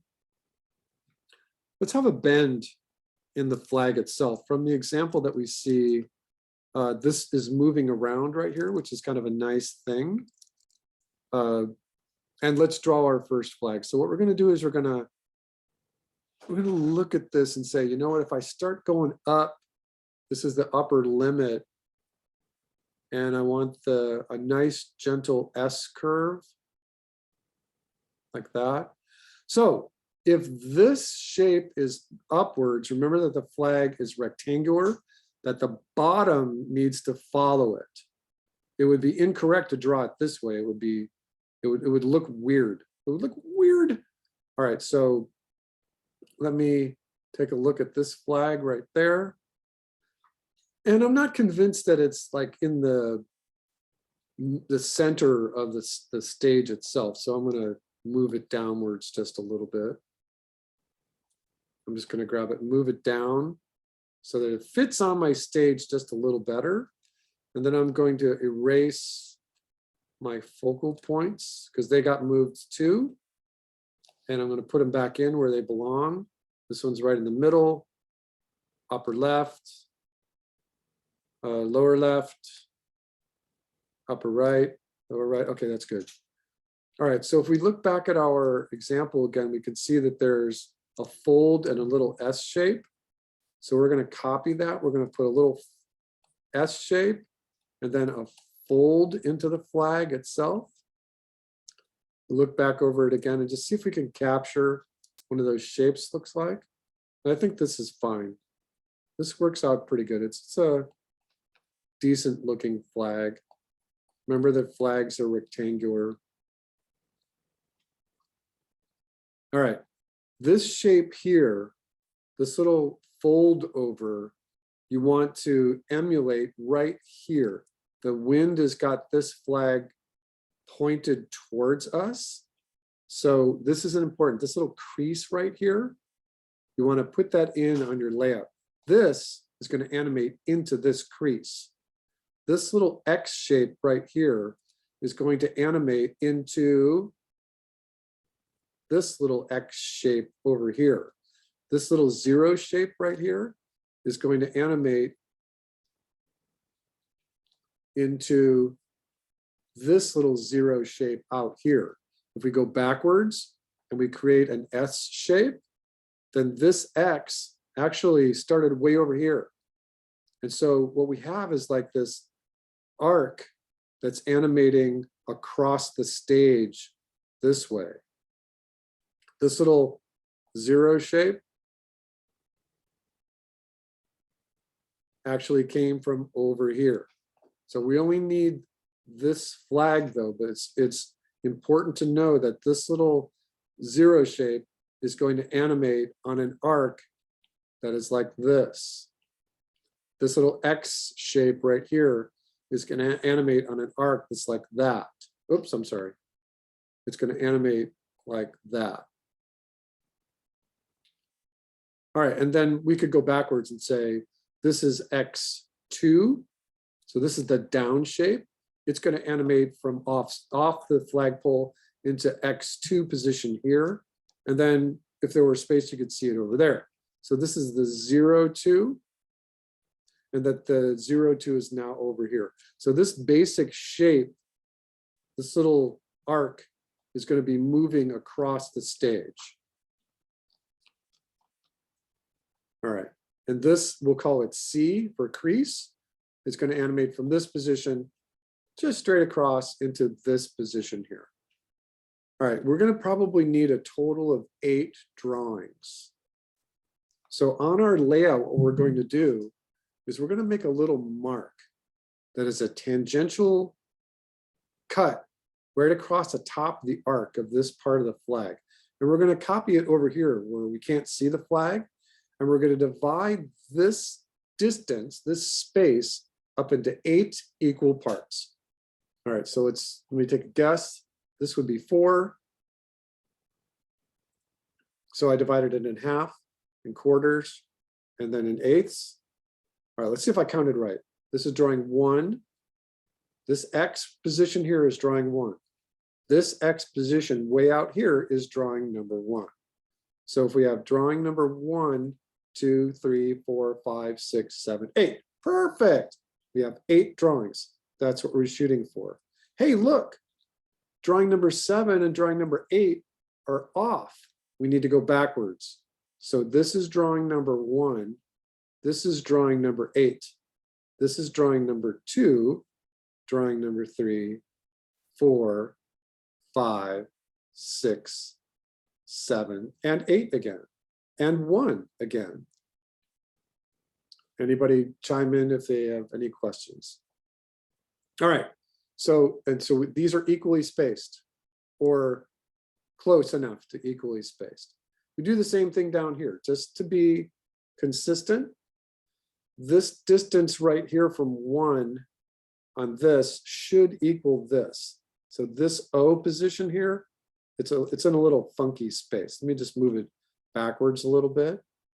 All right, and then we're going to do the same thing. We're just going to say divide the distance into half, and then into quarters, and then into eighths, and number your drawings. Drawing number 1, drawing number 1, drawing number 2, 3, 4, 5, 6, 7, 8. Uh-oh, these are too far out. So go backwards. This is drawing 8. And basically 7 is leading. Okay, you got the idea? Everyone okay? Everyone okay? Same thing with the crease.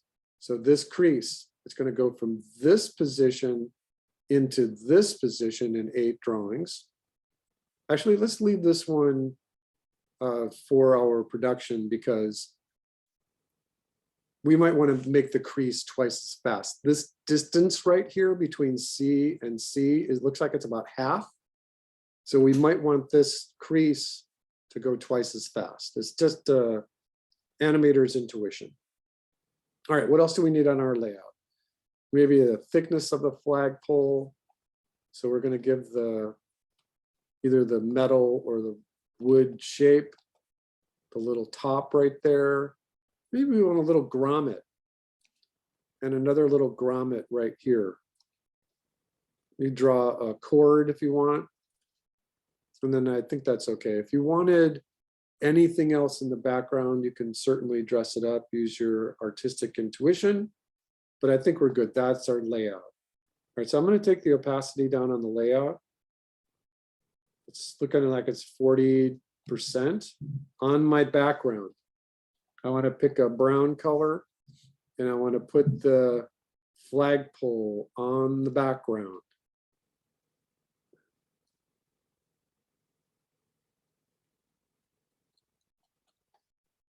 The flagpole is not going to be moving.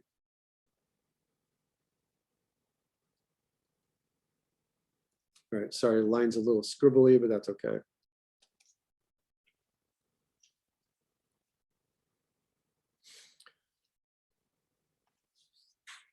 The grommets are going to be moving around, but not animating too horrendously. So we're going to save those for another different layer. I think we're okay. I could give myself a little thicker line on the bottom or the left side of the flagpole just so it reads a little better aesthetically. It's looking a little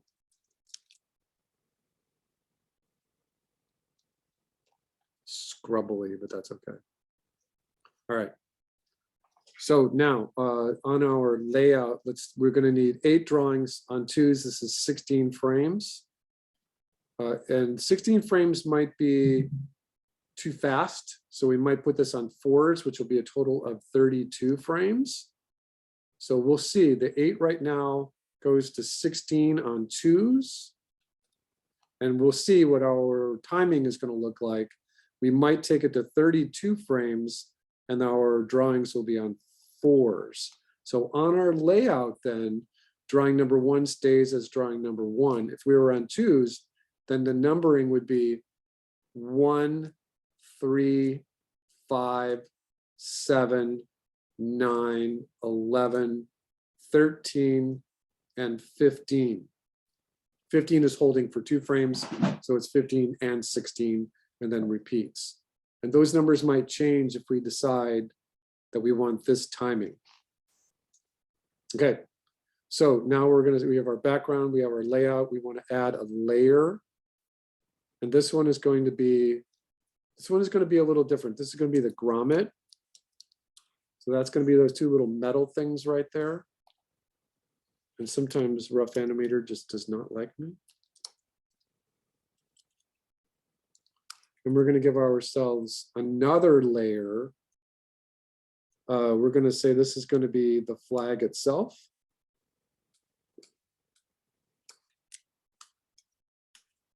All right. So on the flag layer, let's take the flag and make this 2 frames. And what we're going to do is we're going to, well, we've got this brown thing. We don't want this. Let's pick a red color for our flag. You can pick whatever color you want. So on this flag, what I'm going to do is I'm going to imagine that the flag is made of cloth and that the wind is pulling it away from the flagpole. And it's just like that. So I'm just going to draw this line right there. I'm just going to leave it there. All right. And then what I'm going to do is I'm going to, well, there's a couple of different approaches. You can copy and paste this line, but the best way to do this is just say add a drawing. It's on 2s. And now I want my onion skin on. So I want to see that line that I just drew before it.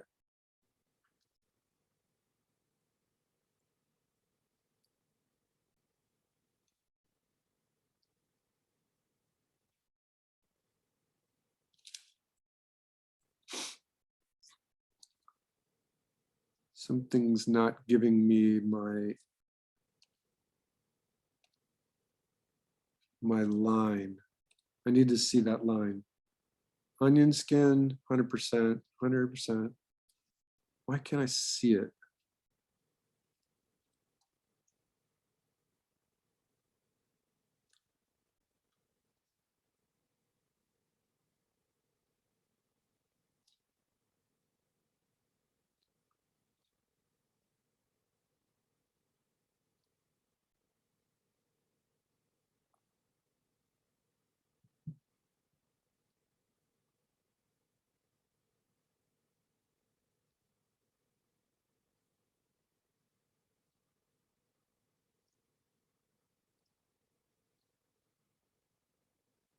All right, we're going to do this a little differently. We're going to take this line and we're going to copy it. This is just the flag. So we're not going to, so if we just grab it, I'm sorry, my onion skin's not working right now. So I'm going to copy this. I'm going to the next frame. We're going to paste it. And I'm going to change it around just a little bit. So I'm going to just squeeze it a little bit. I'm going to just a little bit, just a tiny little bit. Go to the add a drawing and paste the same one here and leave it there. Add a drawing after, paste it. Now manipulate this one just a little bit. What we're doing right here is we're creating what's called a moving hold. All right, add a drawing. This one we keep the same, just leave it right there. Add another drawing, paste it, manipulate this one just a little bit. And add a drawing, paste it, leave it right there. And then manipulate this one just a little bit. And it's a random. Again, what I'll explain here is on the layout. This is called a moving hold.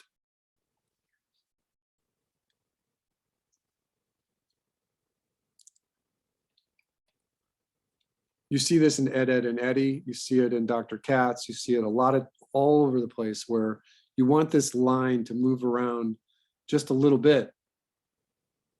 So you see it just trembling around just a little bit. That's all you want. So if you really wanted to on this flag, if these were vectors, you could manipulate it even just a little bit more, like if you were in Flash or Toon Boom.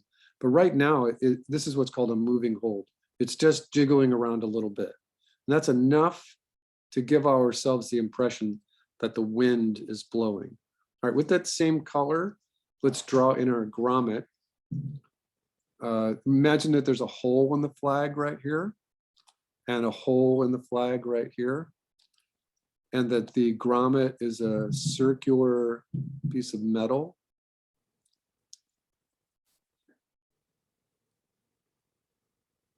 We might see the back side of it a little bit. Same on this one. Might see the back side of it just a little bit. All right, and so that grommet right there, we can do the same thing. It's on its own layer. So we're just going to copy these two little bits, copy it. And again, the idea is have the frame hold for 2, add a drawing, paste it, and then just manipulate it just a tiny little bit. Those grommets are just going to shake around just a little bit. Just leave it there. Add a drawing after, paste this one, leave it alone. Take this one, paste it, move this one, every other one. Just shake it around just a little tiny bit. Add a drawing after, it's on 2s, paste it, leave it alone. Add a drawing, paste it, manipulate this just a little bit. That's all you need is just a little bit. Add a drawing, paste it, add another drawing, paste it, and manipulate this one just a little bit. See what it looks like. So you can kind of see that it's kind of moving along with the moving hold of the flag. That's good, that's all you need. All right, so if you're happy with this, you can start drawing flag number 1. So back to our red color and copy our flag right off the layout.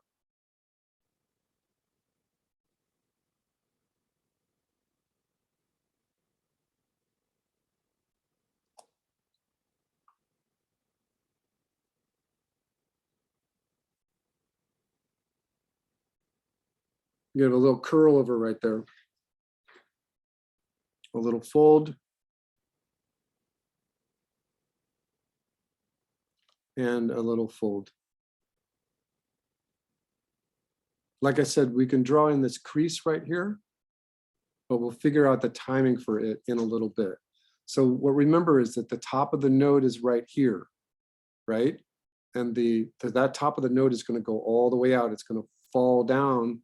This one's going to go all the way out. So on drawing number 2, now we need our onion skin. Let me save this and figure out why my onion skin is not working.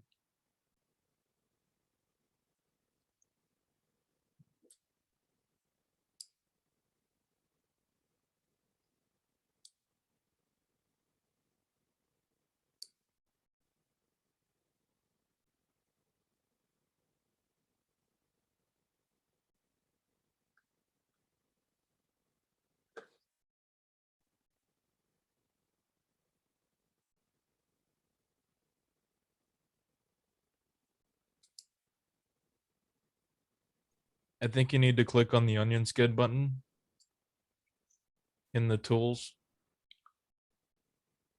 Oh, I think you're right. Oh, there we go. Thank you, Magnus. All right, so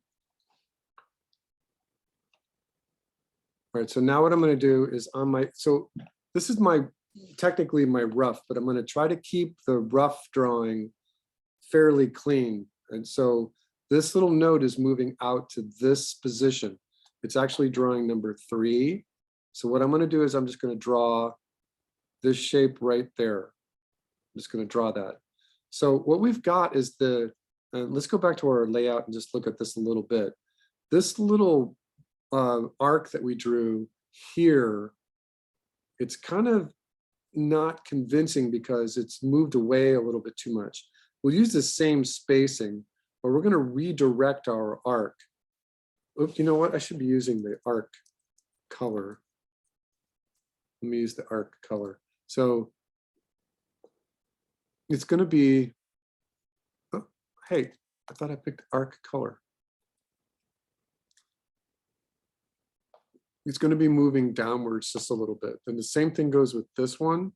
It's just going to be moving downwards. I'm redirecting this part of the arc downwards just a little bit. Again, that's just so we don't get into trouble on our layout. All right, go back to the flag with our red flag color. All right, so we're just going to draw the arc moving out. This is the upper, this looks like the upper node here on drawing number 1. So let's move it out just a little bit, but you know what, I want to fix this just a little bit because the actual top of the arc is looking like it's hitting drawing number 2 or drawing number 3. So let me make sure that graphically I'm not going to confuse myself. So I'm just going to redraw that part of the line.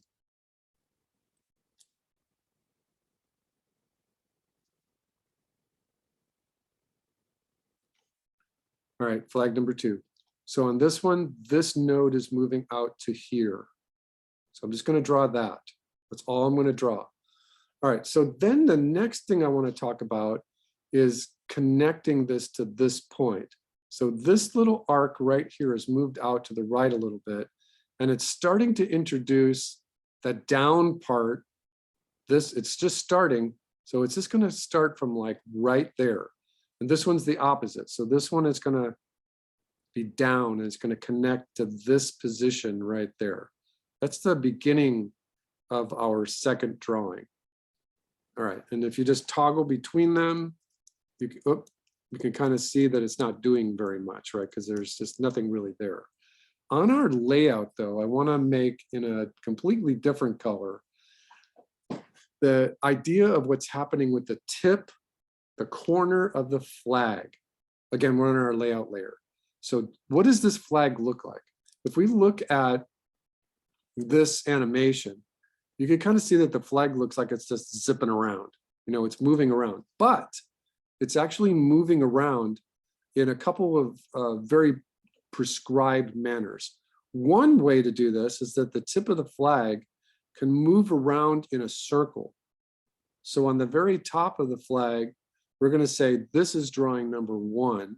Again, I'm on my layout. This is halfway through. This is a quarter of the way through. And these are 1/8 of the way through. So this would be drawing 1, 2, 3, 4, 5, 6, 7, and 8. It could also move on a circle 8. So if the movement is going down, let's start our circle 8 downwards like that. Keep it about the same size. So this is drawing 1. It's going to go, this is about halfway. This is a quarter, and then the 1/8 are right here. So the numbering is drawing number 1 right here, drawing number 2. Again, this is 1, 3. Drawing number 3, drawing number 4, 5, 6. Hold on a second, I screwed something up. Drawing number 1, 2, 3, 1. Oh, hold on.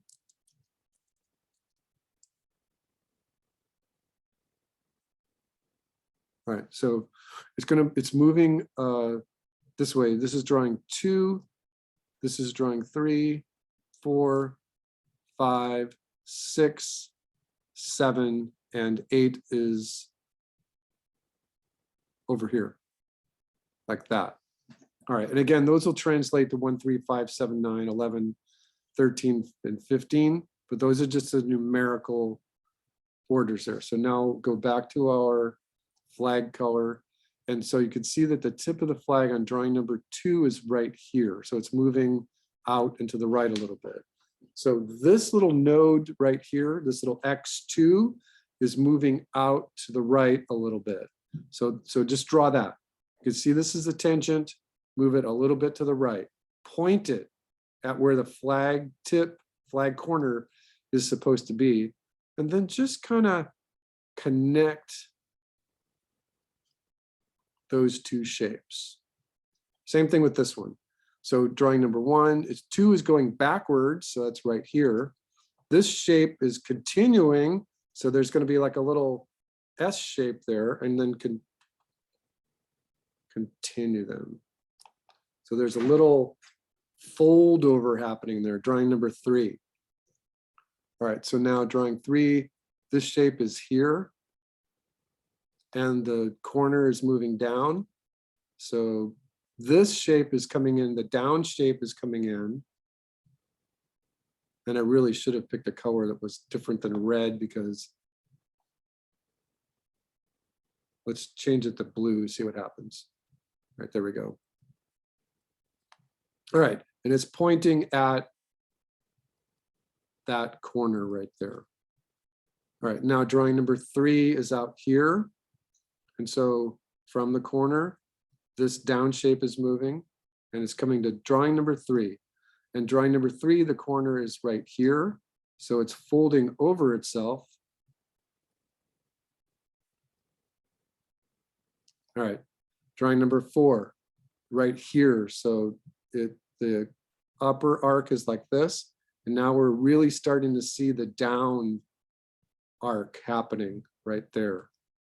All right, follow the corner for number 4. Maybe in this one, the corner flips over a little bit. You notice that we haven't drawn the edge of the flag yet. That's okay. Drawing number 4, this is out here, and then connect it back to the grommet.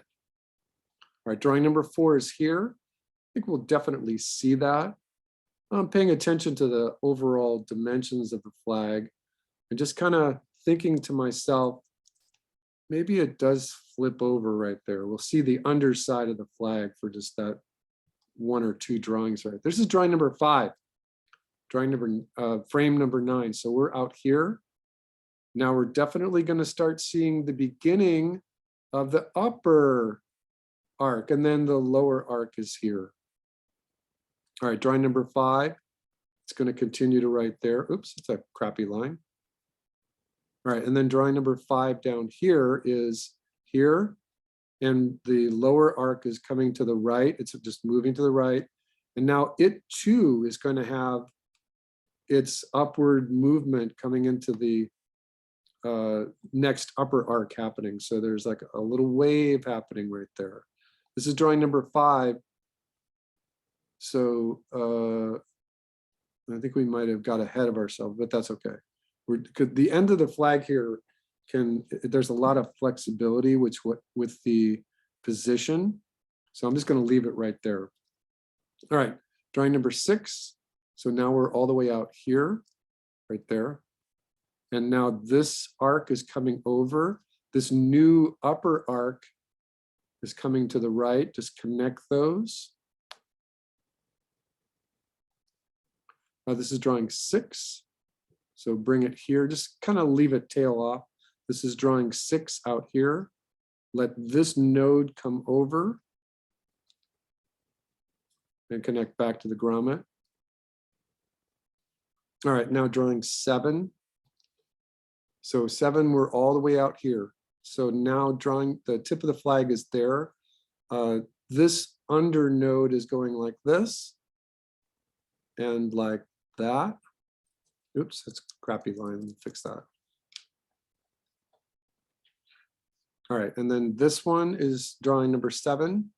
So 7 is here, and now it's kind of pushing back out again.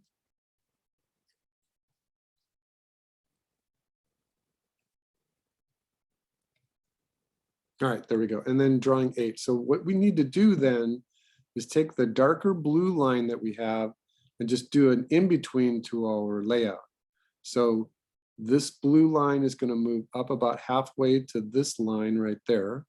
It's going to continue moving out. Hold on.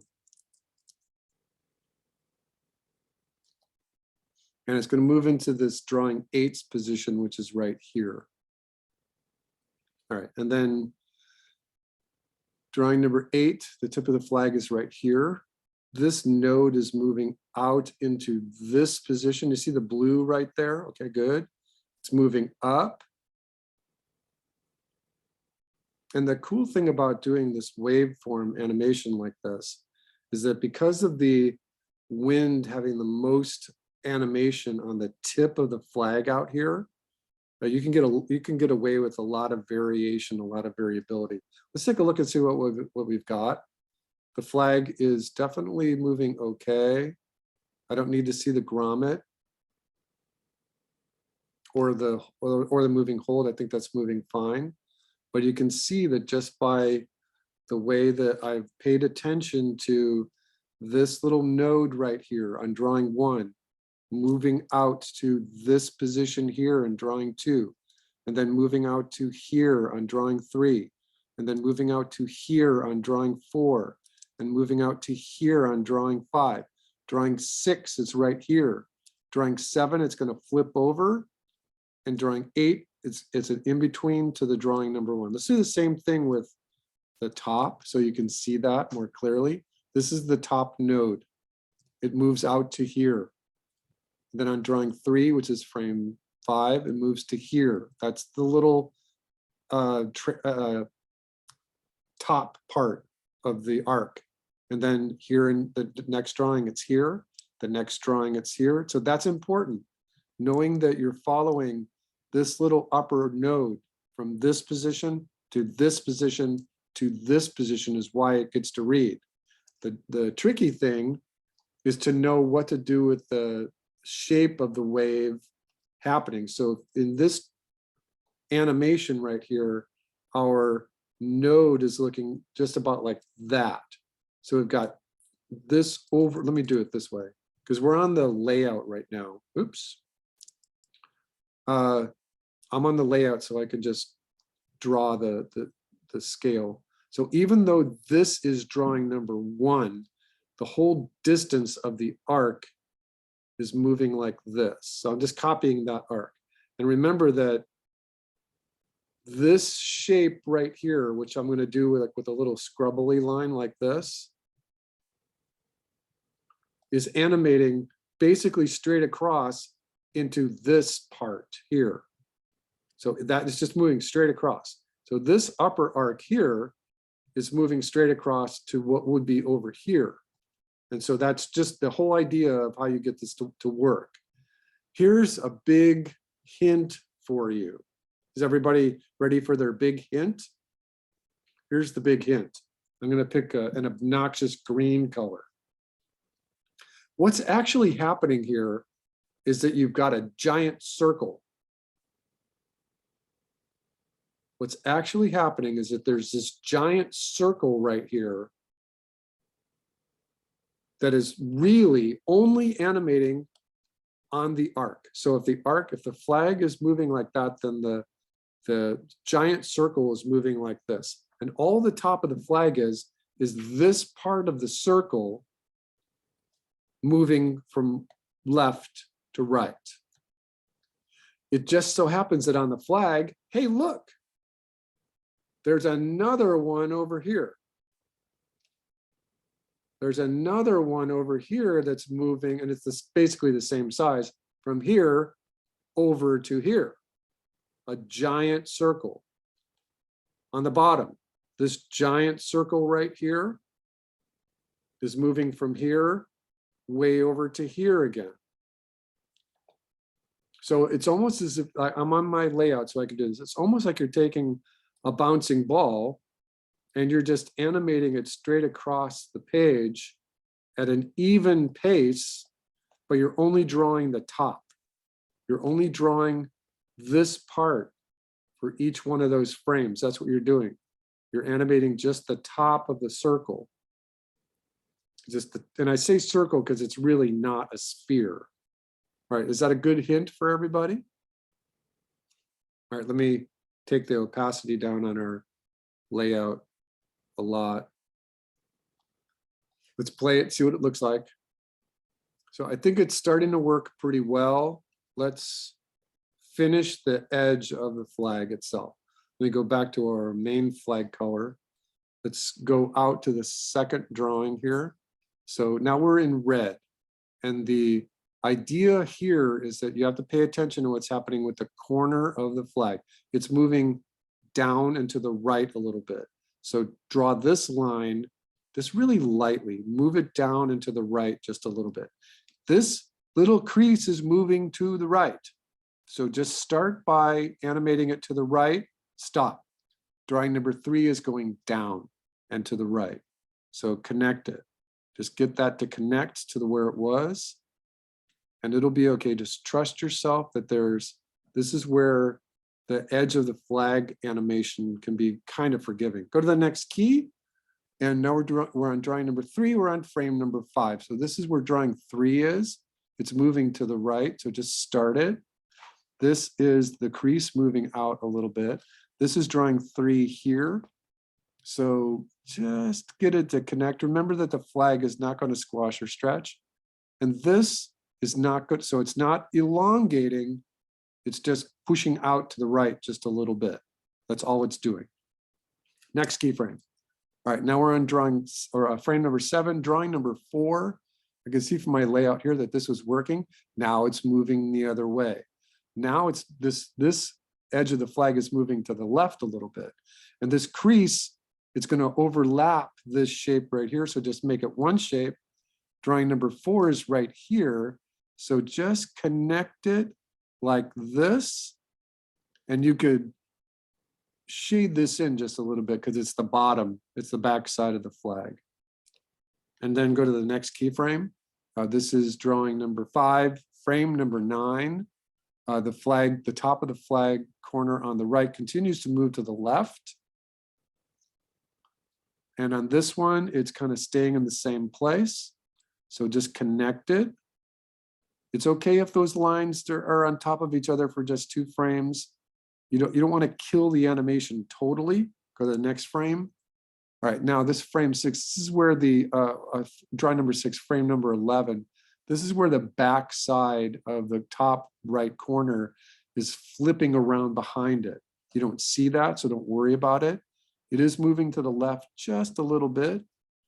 This guy is starting to move to the right just a little bit. So get this part of the line to move just to the right just a little bit and connect them. All right, now we'll do the second to the last drawing. So here we've got the corner happening here for drawing 7. And we're going to continue moving it right just a little bit.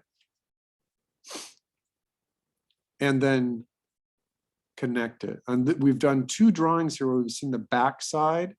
So just one more little sliver right there where we just see the underside. And then the last key should match where our first keyframe was, and we can bring our layout up just a little bit so we can see where it was. So it's got to be here. So this corner has to be halfway in between where drawing position 7 and position 1, and then figure out where this goes. So this is drawing at 8, so it's going to move back just a little bit. So that's okay. We're good. So we're just going to right outside curve to the right. And we're not sure about this. So we're just going to leave that light. Let's see what it looks like. I'm looking at one thing at a time. I'm looking at just this little corner. And you can see it's moving on the circle 8. That's fine. This one's moving on the circle. That's fine. It looks pretty believable. I think it's okay. So now let's talk about the crease.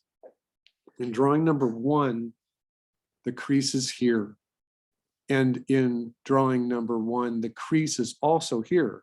So that means we're going to need, on our layout, we're going to need to go from position 1, and this is position 1. So the arc, so it's going to be twice as fast. So we're going to need 3 positions here, but we're also going to need 3 positions getting into it. So it's just going to move twice as fast. That is okay. So on drawing number 2, the crease is going to move out to here. Draw lightly, keep it away from all the other lines. Drawing 3, frame 5 right here. And on this one, just right here, just leave it right there. So now you got to continue. Okay, so now let's draw it coming back the other way. So on this drawing, we've got 2 creases. We've got the crease right here and right here. If we were to go back and look at this, on this drawing here, we need to start a crease. So let's just draw a tiny little bit here, just a little bit to suggest, and it's going to move this distance. So make it a little bigger, just a little bit. It's just got to read. And then on drawing this one, we're going to bring it right here. So this blue line hold on a second. We started with this backwards C shape, so I'm gonna give like a little S shape to it right there. And then it goes from there into this shape. So let's see what it looks like now. All right, we missed one. So drawing number 1, it's not there. Drawing number 2, frame number 3. Now it's here. Now it's here. On this one, let's copy it right from our layout. Oops, let me do a little better. So I've copied this crease right from the layout. Next drawing. So now just follow what it used to do. So now just put it here and put it here. And this is the last singular drawing. Just put it right here and just see how it animates. Now I know that we're missing some here too, but let's see what it looks like. All right, so now we're going to go backwards. We're missing drawings from on these 4 drawings. So we need a little crease right here like we just did, another one right here, and another one right here, which is halfway between this drawing and the layout. And that, so you can see that the crease is moving twice as fast. You don't have to do the crease for next week if you don't want to, but this is how to do the wave form animation. Like I said, the examples that we were showing you before don't have any of this. They don't have any of this circular or circle 8 motion in the tip of the flag, which is desirable. You've got a moving hold happening on just this arc and on the grommet, and you followed your layout. Let it play there. I think it's working pretty well. Nothing looks like it's moving backwards. The only tricky thing really is that we've got a crease that's happening twice as fast as the flag animation. I think it's good at 16 frames. I don't think we need to speed it up or slow it down. We could try that. We could try it very easily just with what we've got. And we could take our layout out to 32 frames.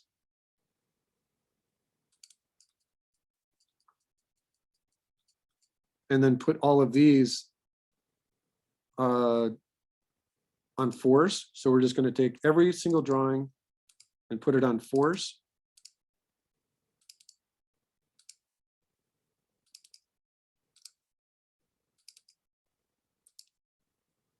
This is just the flag layer.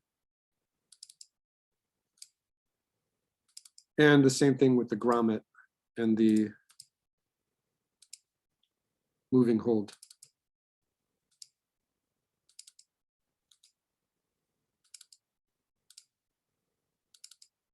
My lines are a little rough. I would do a cleanup layer on top of what I've got.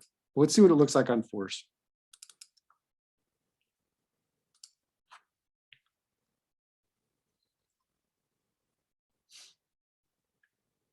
You know, it's working pretty well. You can see that the crease is the same timing as we just had originally. This isn't bad. It's almost like I want to play a game and say, let's put it on 3s. You know, it's a real thing. Anime studios use 3s a lot, but it could very well be that it's going to look the best on 3s. And then this plays into our production hand about naming the drawing sequentially and then timing the animation on 2s and then manipulating it onto 4s and saying, oh, a little slow. So let's see what happens if we put it on 3s. So now what we're going to do is we're going to put all the animation on 3s. And just to make sure it loops correctly, we're going to bring our layout down to frame 22, to frame 24. So let's see what this looks like. It's almost like it works best on 3s. So I would just leave it there. And for 3s, your number for your keyframes is going to be 1, 4, 7, 11, 15. So the numbers are different, but I think it looks pretty good on 3s. Again, just as a reminder, this crease here is a moving hold. We just copy and pasted the same exact drawing, and in every other one, we manipulated it a little bit. I think that we could probably manipulate it just a little bit more. It's a little inconceivable that the flag is undergoing this much of a wave, but that this part is not moving. It's almost like it's too much of a contrast. You could almost want to trace this back as well as you can. Even though you're trying to trace it back as well as you can, you're never going to get it perfect, but it might look better.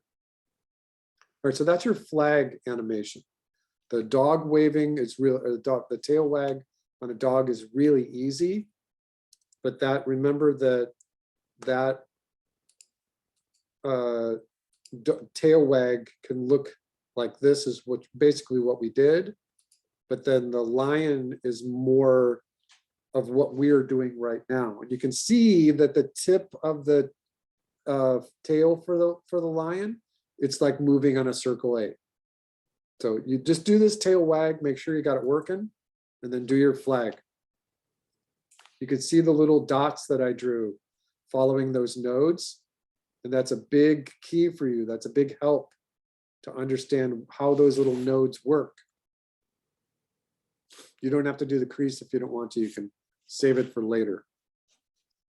All right, is everybody okay? Oh, and the reason why that crease is moving twice as fast, technically, is because remember that on our layout, we just said this. We just said this, that we were going from this position here to this position at the end in 8 drawings, right? But now if we draw the crease starting in the middle, and this is the same crease, then it's only moving half the distance. So if we want to bring the crease back in, then we're going to have, it's going to be moving twice as fast. All right, let me save this file. Actually, let me bring the opacity and the layout back down. Let me play it one more time. All right, so once again, I think everything is working pretty well. I like the contrast of the top of the flag moving here on a circle and the bottom moving on a circle 8. You can do the circle 8 on the top and this regular circle on the bottom. It's going to be really hard to get a circle 8 style of animation to read in the top unless the corner is flapping towards us. And we didn't talk about that. So you can just follow the example and it looks pretty good. Okay, let me save this, stop it.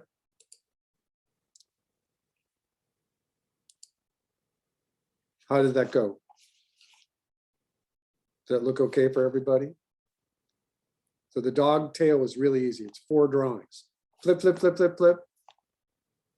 Right, and there's only a flip over. The dog tail just goes from this shape to this shape. It just changes its flip over. It flips horizontally. And that's great for learning how to do really limited wave animation. Just really super limited. Just do it. I'll make 2 things for next week. I'll do the dog tail and then the flag. And then be glad that you don't have to do the one that has 26 keyframes in it. Because the fold over is beautiful, but it takes 2 weeks to do the fold over. And as long as you can get this flag working, you're good. Got it? Got it.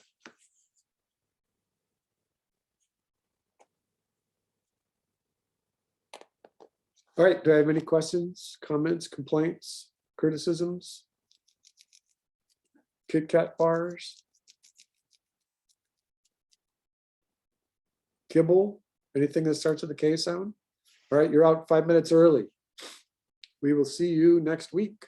Where'd she go? Sweet. Thank you, man. Thank No, you. not James. Nicole, she left me. All right, she can email me if she wants. I'll see you all next week. Thank you. Good night. Okay, ciao for now, Bye. everybody. Bye. Thank Happy you. flagging.